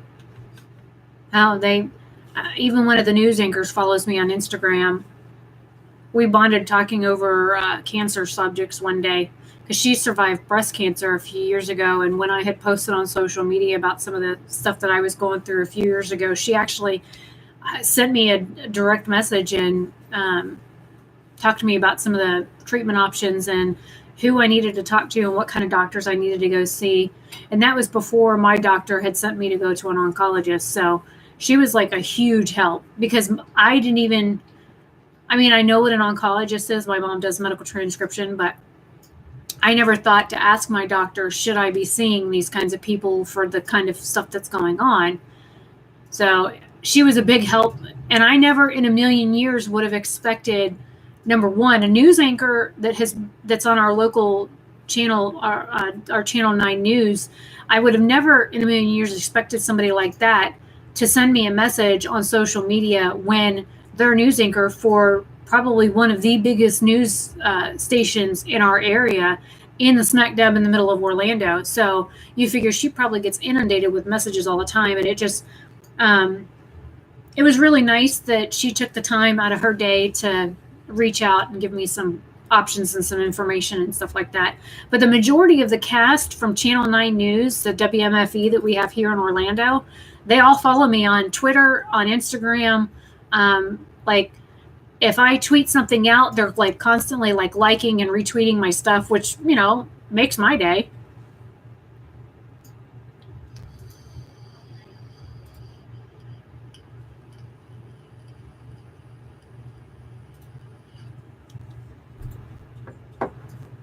Yeah, I thought it was really neat because granted they're people too, but they live an hour plus away from me, but you never would expect somebody, especially a radio or a TV personality, to reach out and talk to somebody, especially on such a personal level when it's, you know, discussing health problems or whatever. And when we had the tornado go through and I took pictures of it and put it on my Twitter account, the local meteorologist had actually sent me a message on Twitter right after the hurricanes and asked, you know, if we were okay and if we had any damage, that kind of stuff, if we were, you know, because we were without power. And I thought that was really cool. I mean, you wouldn't expect somebody like that to do that. I have like 1,900 people on Facebook at one time, and I went through and purged a whole bunch of them. It took me forever to delete over 1,000 people. Well, I have two Twitter accounts. I have this one, and then this is the one that I use the most.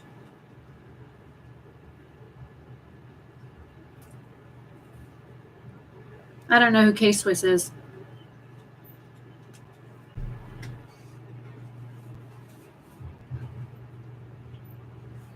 And the majority of the people that follow me on Facebook are like people that I've known since like middle school or high school, pagan friends, people that I've met at like different pagan events around Florida, or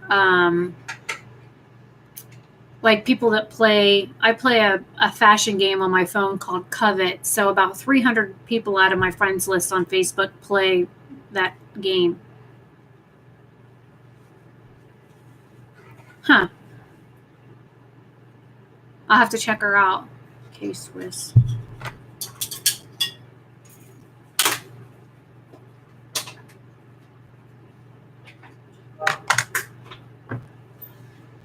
You breaking stuff over there? I'm crushing stuff over here. He's crushing his beer cans.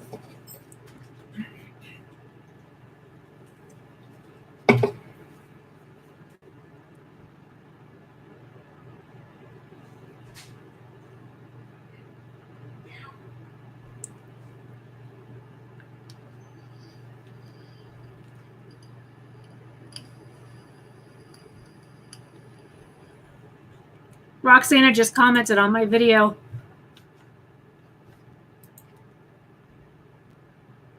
I think that was her commenting on my video. Yep. She says, you look gorgeous and energetic. Okay, back to the video.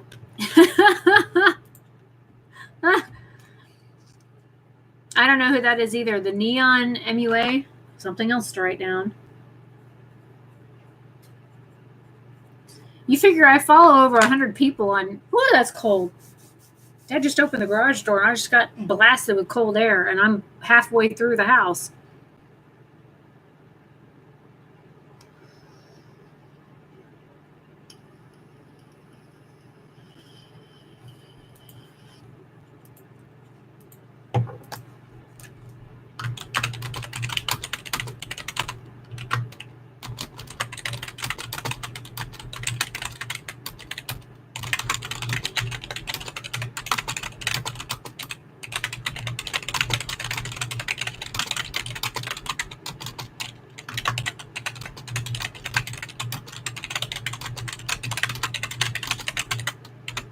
I'm sure you guys can hear me typing away. Metamorphosis Rocks or Roxana. She's not for everybody, but I met her through Nick Snyder. So I watch her and I watch Nosy Housefrau, and they're both funny. And Metamorphosis Rocks also has fibromyalgia. She has similar health conditions to me, but I think she's 50. So she's a little older than us, but not too much older. I mean, she's between my age and my dad's age. But I enjoy watching her. She always has stuff that makes you think. You know, whenever she puts out a video, it's not something that you're going to be bored by. It's something that really makes you think when you're watching her. Which, you know, I think as a creator on YouTube, if you're putting out content or videos, you want it to be one of a few things. You want to be able to either educate somebody, talk about something and how you feel about it, whether you're doing a review or whatever, teach something new to somebody, or discuss a topic that hits home. And when I'm recording content or doing videos, those are the things that I keep in mind. Is somebody going to learn something from my video? Am I putting out information that might help somebody make a better decision? Or, I don't record videos to like make the decision for them, but I try and put facts out there from my perspective so that people can go, okay, well, she said this, and is it worth it, kind of thing. When I'm doing like reviews, I try and always make sure that I'm leaving information in there, not only to talk about the product, but talk about the pros and cons of the product, talk about how it worked for me, and then if there's any tidbits of information that I can give out. Like, I did a video not that long ago about a product that had willow bark in it, and in the review of the product, I talked about what white willow bark is and what is derived from it, and that kind of stuff, because a lot of people don't realize that willow bark or white willow bark is actually the natural form of aspirin. So for somebody like me who's allergic to aspirin, I can't take it internally. Using it on my skin is different. It's kind of like orris root. Orris root cannot be used internally. It cannot be used. Do you stink that bad? You need the whole bottle of Otoban? or does it just think you need it? No, it hooked on my. It was throwing itself at you. Came with it. But orris root is toxic. It's highly poisonous. You can't put it on an open wound. You can't ingest it because it will kill you, and it only stays in your system for 18 hours after you consume it. So it's a very deadly killer. But if you boil it down and make a tincture out of it, you can actually use it on your skin to help tighten and firm. You can actually make teas out of it, but you have to boil it at a specific temperature for a specific amount of time. If not, it becomes highly toxic and can poison your bloodstream. It's almost like crushing up the apple seeds or a peach pit and ingesting that. It's as dangerous as that. So when I think about reviewing a product, I do look at the ingredients. I don't do like a full breakdown like I'm going to be doing for the video. I've got the paperwork I've got sitting here to do a video on. I did a lot more research for that one. Some of the stuff I knew, some of it was ingredients that I wasn't quite familiar with because of the fact that they went by a different name. And once I did more research to look up those things, I was like, oh, I didn't know that ingredient was in here. And because it's a derivative of something I'm allergic to, it explains why half of my face is like freaking out and broken out. I record whatever I want. If people like it, they like it. Oh, good night, DK. She's been high.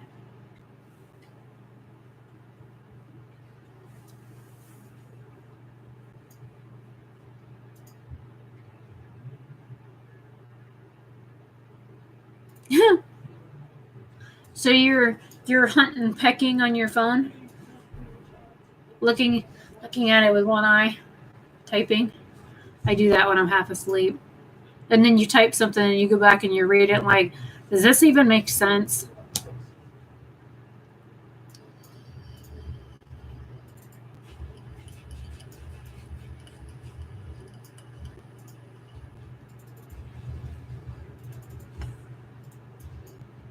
Oh, you know how it is, Logan. You're laying in bed with your phone, you got one eye open, and you're like, and then you're like, does that even sound right? No? Oh, well, send. I know I do it. Yeah. I don't know anybody, well, I love when Dad gets when he's on call and he gets a text in the middle of the night and he'll read it. He'll go to reply and he doesn't even remember what he sent.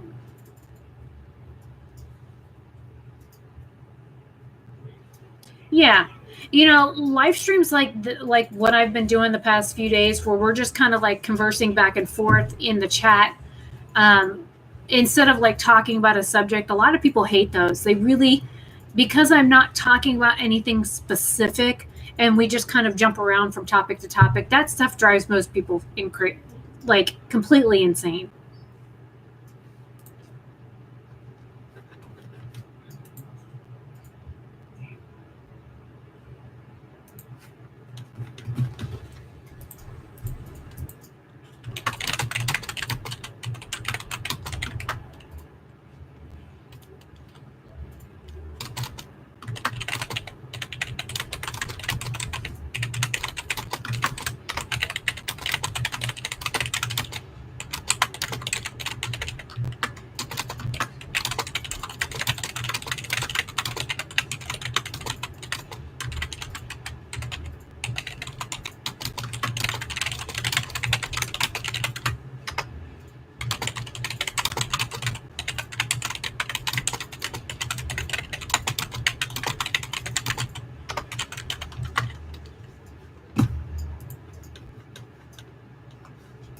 Had another video, a comment on that video, and I didn't see it till I went back to look at Roxana's comment. Yeah, you know, I like being able to talk back and forth with people and it not have to be so structured. I mean, I do have my list. I brought my list out. It was in the bathroom on the counter where I keep it, but I don't want, I don't know what keeps tickling my back. I put my hair up thinking it would stop, but something's itching me. But I don't know, some people when they do a live stream, they want stuff structured. And I'm so ADHD, I'm like, my brain goes all over the place. So it's kind of nice having people just kind of join in with the chat and just shoot the shit about anything. At least that's how I feel.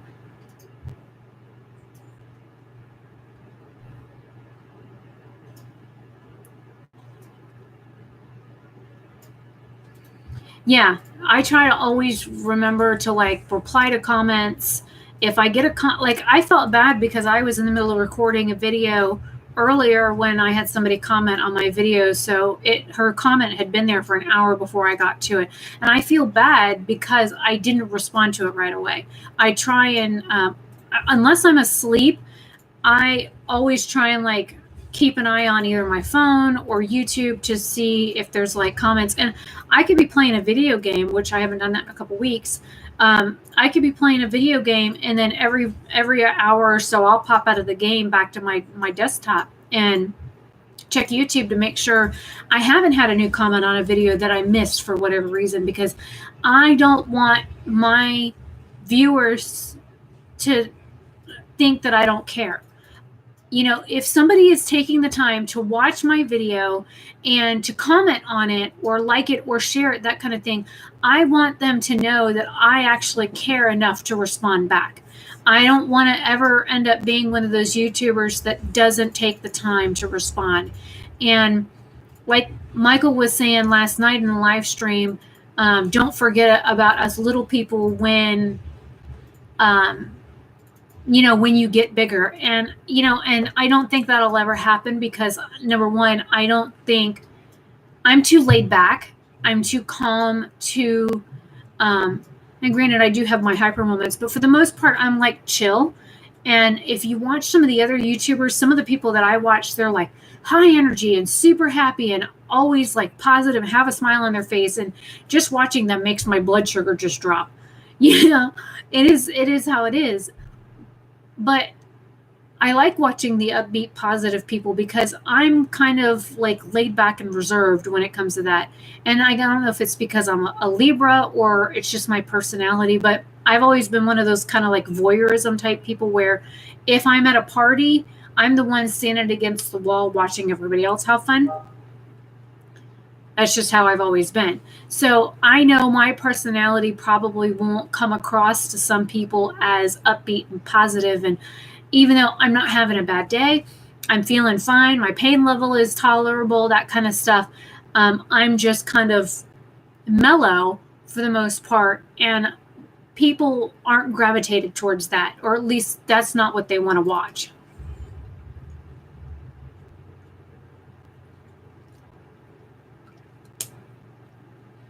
Yeah, Nicola, I'm like that too. That's why I put out, like on my community tab, I put out a thing that said, what videos do you want to see first? And I think I've recorded 3 out of the 5. 2 of them are already up. But like I try and ask people, what do you want to see? Give me suggestions. What kind of content do you want me to record for you? Because, if I'm able to do it, I'll do it.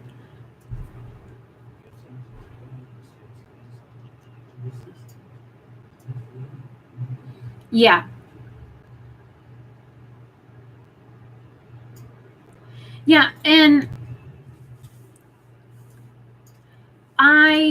since I don't get like interaction with real humans like face to face because I'm home 7 days a week, the only time I get to see anybody is when I go out shopping at Walmart. So doing live streams gives me kind of like a human interaction that I wouldn't normally get, because Dad comes home, he sits on his computer, he plays this game, we talk back and forth, and we'll bring up topics here and there, but for the most part he's playing his game on his computer. I mean, he's there right now. My brother stays in his room and only comes out, and when he comes out he only talks to my dad. He ignores the absolute piss out of me. If I ask him something or say something to him, it's basically, I'm like, dude, seriously, you're like 40 something years old and you want to be a dick about everything? And then he says, it's something that I did when we were kids. Okay. So you're holding a grudge on me for something I did 30 years ago?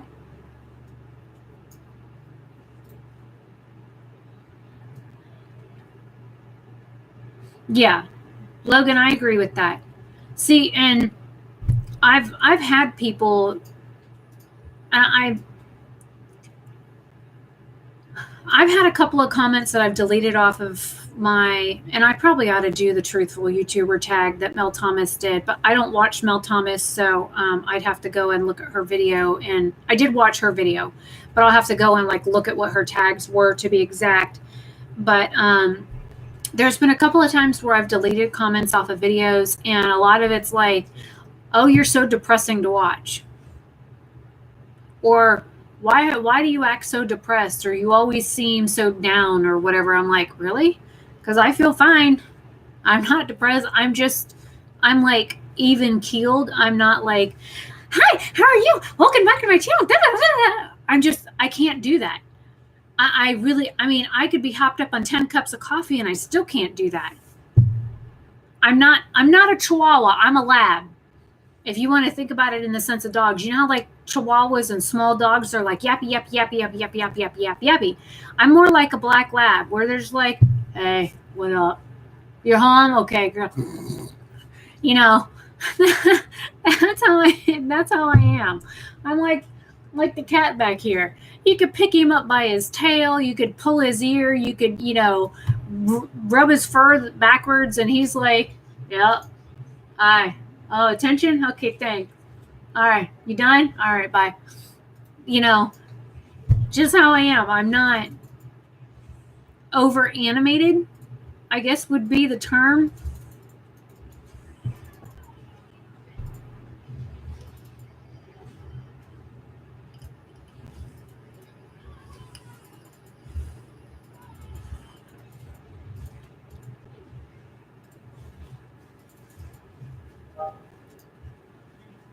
I guess it just depends on your own personal preference and what personality you want to see. And, some people are gravitated more towards people that are like them versus, watching somebody that is going to be a little bit more energy.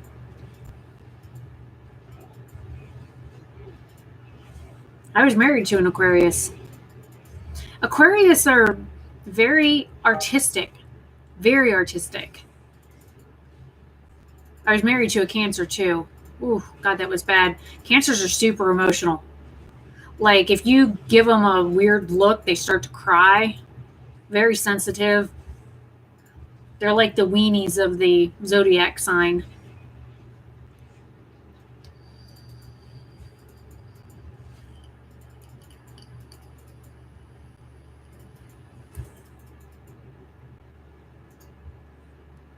I'm a Libra, so we're the justice scales. We're like the evening people out kind of thing. Like I can walk into a public place and next thing I know, I've got 3 people telling me their life story.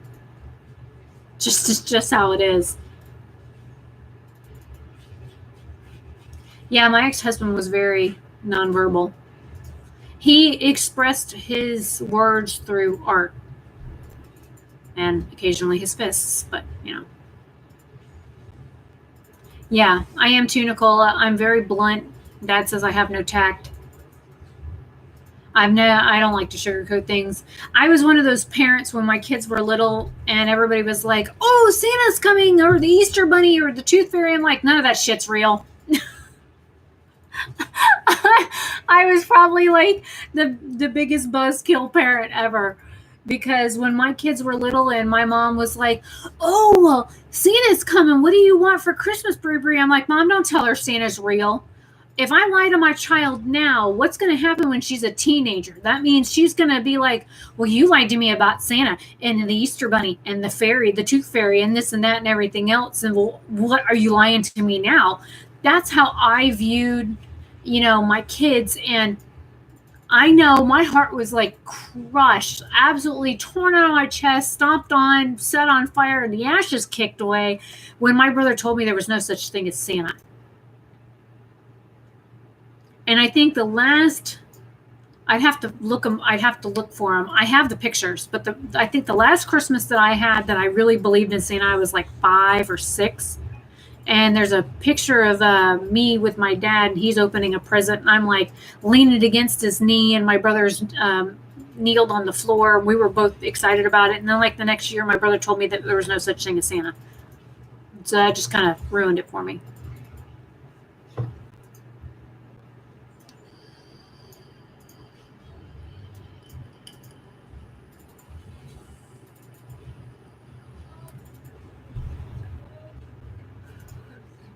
Yes, Nicola, that's exactly how I am too. If I sometimes I don't even have a chance to finish thinking it before it's tumbling out of my mouth. Right, Daddy? Yeah.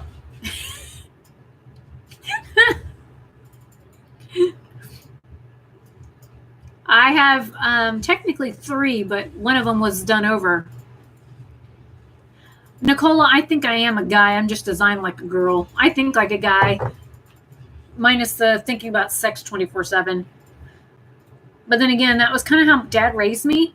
Was you need to know how to change a tire. When he was working on a car, I was always out there with my head stuck in the engine with him. Helped him pull the head gasket off of cars because his fingers were too thick to get down in where the bolt was for the engine. So I was out there helping him do that when I was a kid. Whenever he was working on motorcycles, I was out there. Hell, I could give 2 shits about sex, to be honest. It doesn't mean anything to me. You figure my surgery was in February of 2016, and I haven't looked at a thing since before that. So it really I could care less about that.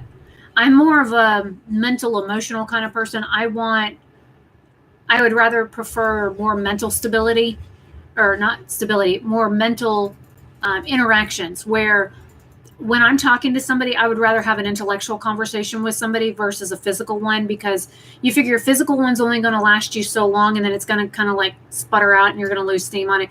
But if you have an intellectual connection with somebody and you can sit down and hold a conversation with them, and you're not cutting them off, you're not bored, you're not rolling your eyes, you're not thinking, oh my God, I wish I'd just shut up, then that's what interests me.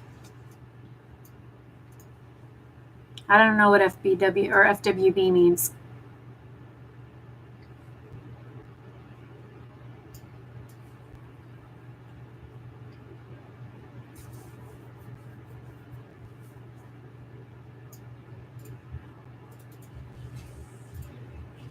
Yeah, Logan, you must have missed it. I think I showed my tattoos off. Was it yesterday? Nicola, when did I show off my belly and my leg tattoo?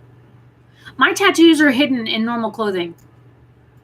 So when I'm dressed properly, like in a skirt or a dress, that kind of thing, you won't see my tattoos. And I did that on purpose because I wanted, tattoos should be something that are private, or at least the ones that I have, they have personal meanings to me. They're both referencing my children. So now if I got like a frou-frou tattoo, something that was like more of like a movie reference or a genre or a fad type thing, then I would probably put it somewhere else. But the black rose that I have is for 2 children, and then the butterfly with the 2 flowers that I have is for my other 2 children. So they're very personal meanings to me, and I always wanted to be able to dress properly and not have my tattoos shown. And especially 20 years ago when I got my tattoos, it wasn't, you would have a very hard time finding a job if you had tattoos or piercings. So all of my tattoos and piercings were always hidden.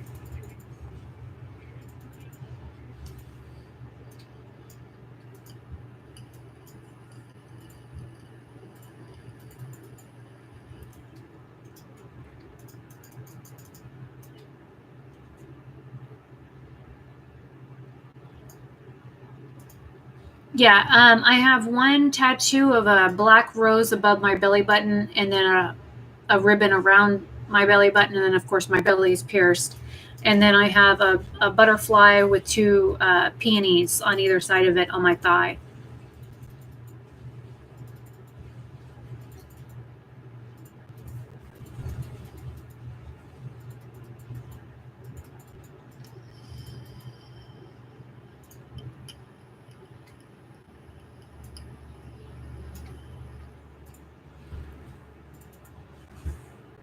Yeah, it just depends. Sometimes it also depends on the artwork, what you've got done and where you've got it done at. Like when I was growing up, the typical like tramp stamp thing was cliche, and I never Like, I thought about getting my butterfly put on my lower back, but also with my back problems, the tattoo artist said that it wouldn't be a good job. It wouldn't be a good placement for me because, number one, I was excruciatingly underweight. My backbones stick out, and he said it would be very, very painful for me.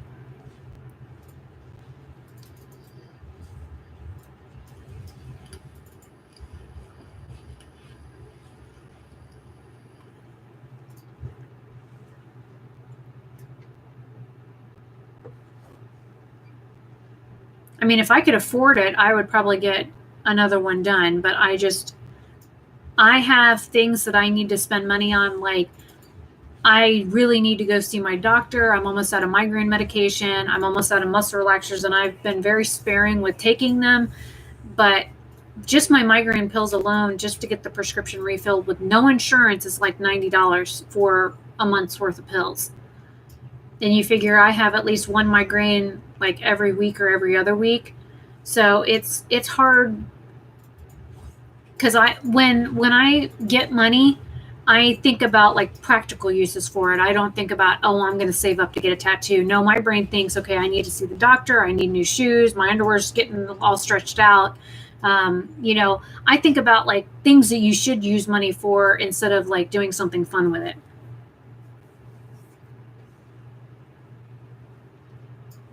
Well, and I just had to re-up my crap for Obamacare, and I qualify for Obamacare, but I don't have $500 a month to pay for insurance just to get health care.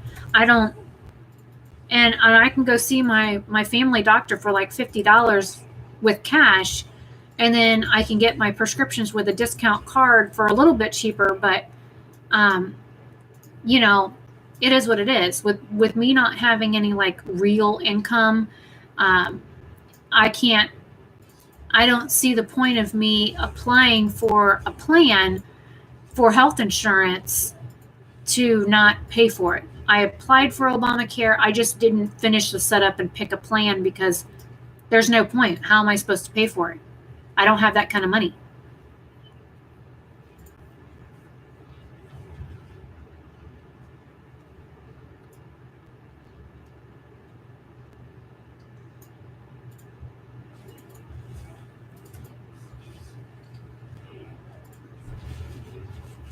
Yeah, I think for me, if I could live in the UK where I wanted to live in the UK and be able to get healthcare and stuff, that would, I would love to live over there, not just for the free healthcare and the benefits that you have, but the culture and everything as well.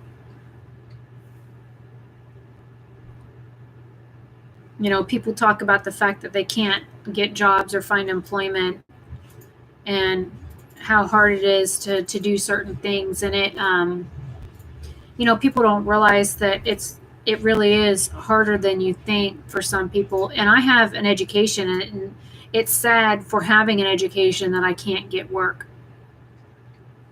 And, they're constantly shoving that down your throat. Oh, well, if you have a bachelor's degree, you can get this kind of job, or if you have a master's degree, you can get this kind of job, or if you have this degree, you can go and teach. And it's not as easy as everybody makes it seem.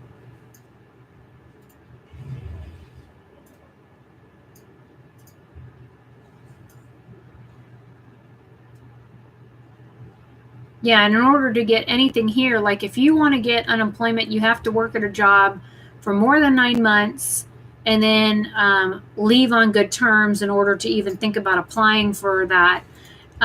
If you want Medicaid or food stamps, you have to be 18 or under, and or have a child under the age of 18 living with you at home and you providing support for them.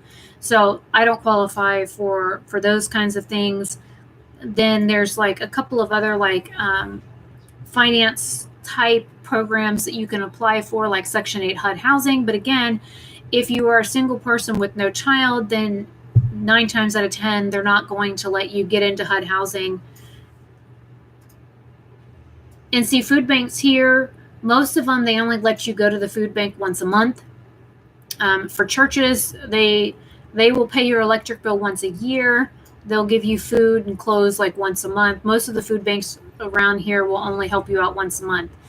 So you figure there's, 20 places that you can go, and you can only hit them all once, and they give you enough food to last you for like 3 days. Yeah.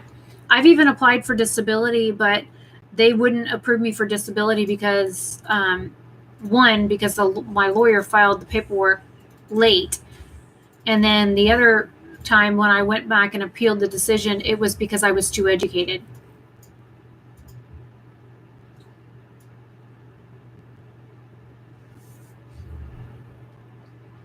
Well, and then that helps you out, Nicola, but so I was homeless for a while, and I actually lived at one of the local churches, and in order to qualify for any kind of help, you had to be a member, you had to go to classes, you had to do like study sessions, you had to be part of the choir. There was a lot of requirements to live at the facility, for one, and then two, you had to do a bunch of community service hours on top of it. And I was working and going to school at the same time and pregnant. So it was hard. I lived at the facility for several months before I was able to actually get HUD housing in order to get into an apartment. So there's help, but it takes so much work and so long, and knowing the right people, and heaven forbid, and this was also 18 years ago, but if you weren't of a certain type of person, they weren't willing to help you out. Just saying.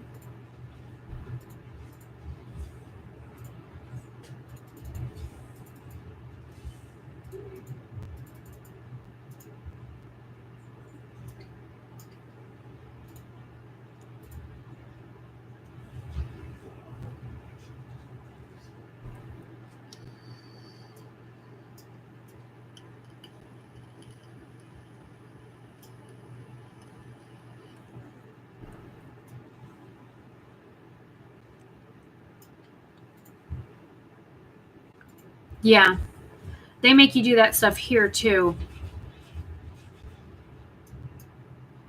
And I don't know how many, since I graduated with my master's degree, I have applied for hundreds of jobs. And the funny thing is you can apply for a job and they make you do everything online now. You don't ever see anybody in person until they're actually going to interview you. So you could turn in 100 applications and get one response from it and one physical interview. And then it's either you're too old or too overqualified, or, they always find something.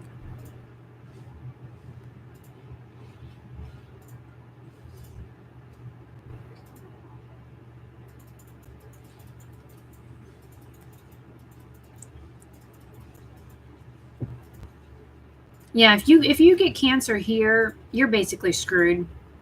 And heaven forbid your job find out, wherever you're applying, if they find out that you've got health problems, they won't touch you with a 10-foot pole and somebody else pushing it.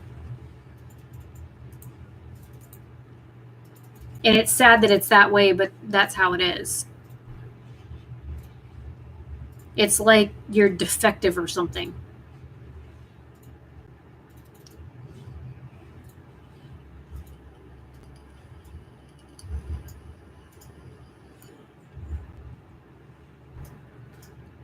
I've managed several salons, so I've done a lot of hiring and firing myself. It's not always fun.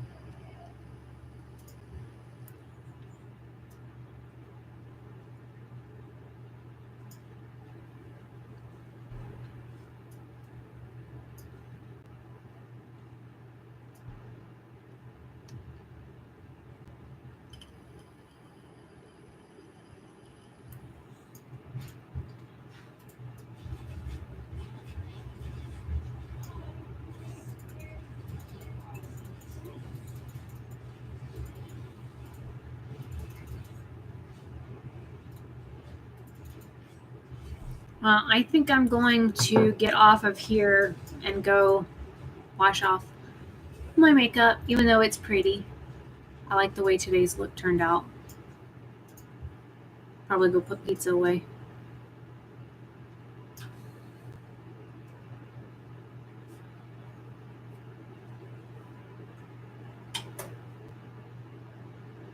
Yeah, that's another reason why I'm gonna get off. It's almost midnight. It's 11:30. So it's like 4:30 in the morning for you. You've done it again. Yeah, thanks, Logan. Yes, you did, Nicola. And I sent you, let's see, when did I send you that message on Facebook? 8:44 p.m. is when I went live. Been on there almost 2 hours. 2 hours and 49 minutes I've been live streaming. Yeah. And you were kind of blitzed then, too. You were tired earlier. You need to get to sleep. You're going to sleep until like 2 o'clock in the afternoon. Bye, babe. Every time I see the thing move, I know my cat's doing something.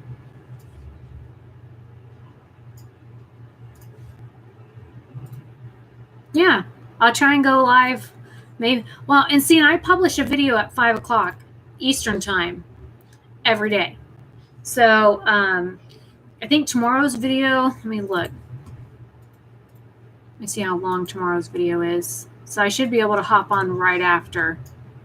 So it won't be as late.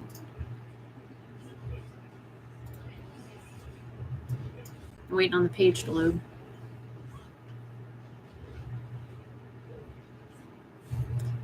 Okay, so tomorrow's video is 13 minutes long. It's talking about a hair product I absolutely detest. So I should be able to get on by 5:30 tomorrow.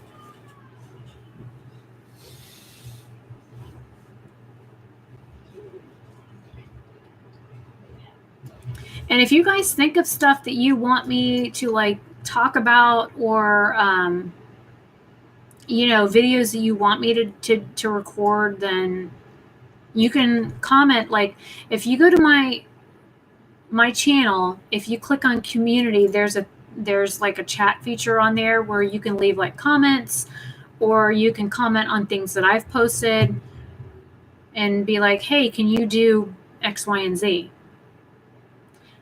Yeah. If I go live at 5:30, it's 10:30 for you. It's like 2:30 for him. So it'd be like just a couple hours after lunch for Logan, but it's like dinner time-ish here. And most likely Ada would be able to come, because you figure she's an hour later than you, Nicola, with her being in Norway. So when I went live tonight, it was a little too late. Yeah, they just opened them up. It used to be you used to have 10,000 subscribers or more in order to unlock your community tab, and now they've made it available for any creator at any level, which is nice, because I always wondered, how people were putting up polls and pictures and stuff like that, and I always thought that was cool, but I just had a general chat page where anybody could comment on it. Now they've got a community page where I can actually put a poll up or a picture. So I know I have a poll still up, and it's only have like, I think it's got 5. I think only 5 people voted on it. So the one that had the most votes I recorded first, the one with and there were 2 with, 1 vote. So I just recorded those as well. Like I said, I think I've recorded 3 out of the 5 on that list. Yeah, it would be easier if you had, just if you could use your laptop, get a charger or something for it. That would help too. And if you need help setting any of that stuff up, let me know. And let me know what you find out about FaceTime, whether or not it charges you extra money, because it might be easier just to FaceTime and have me show you some of the features.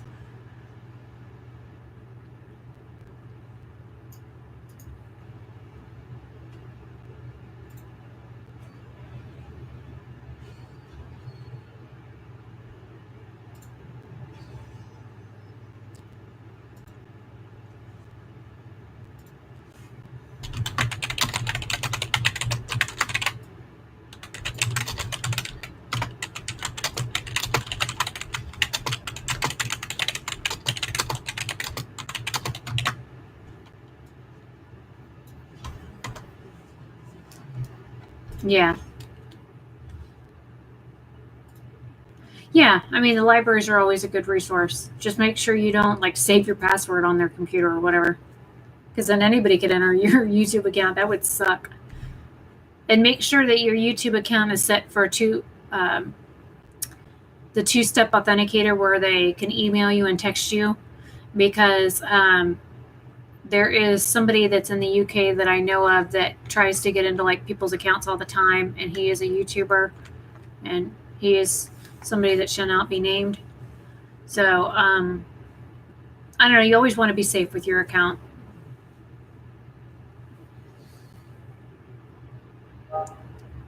But I will see you guys later. Thank you for coming and hanging out. Have a good evening. Nicola, go to bed.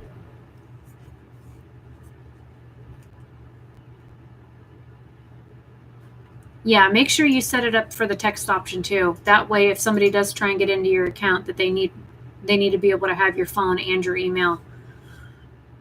I mean, they might have access to one, but getting access to both is going to be a little bit more difficult. So, I'll see you guys later. Bye. Good night.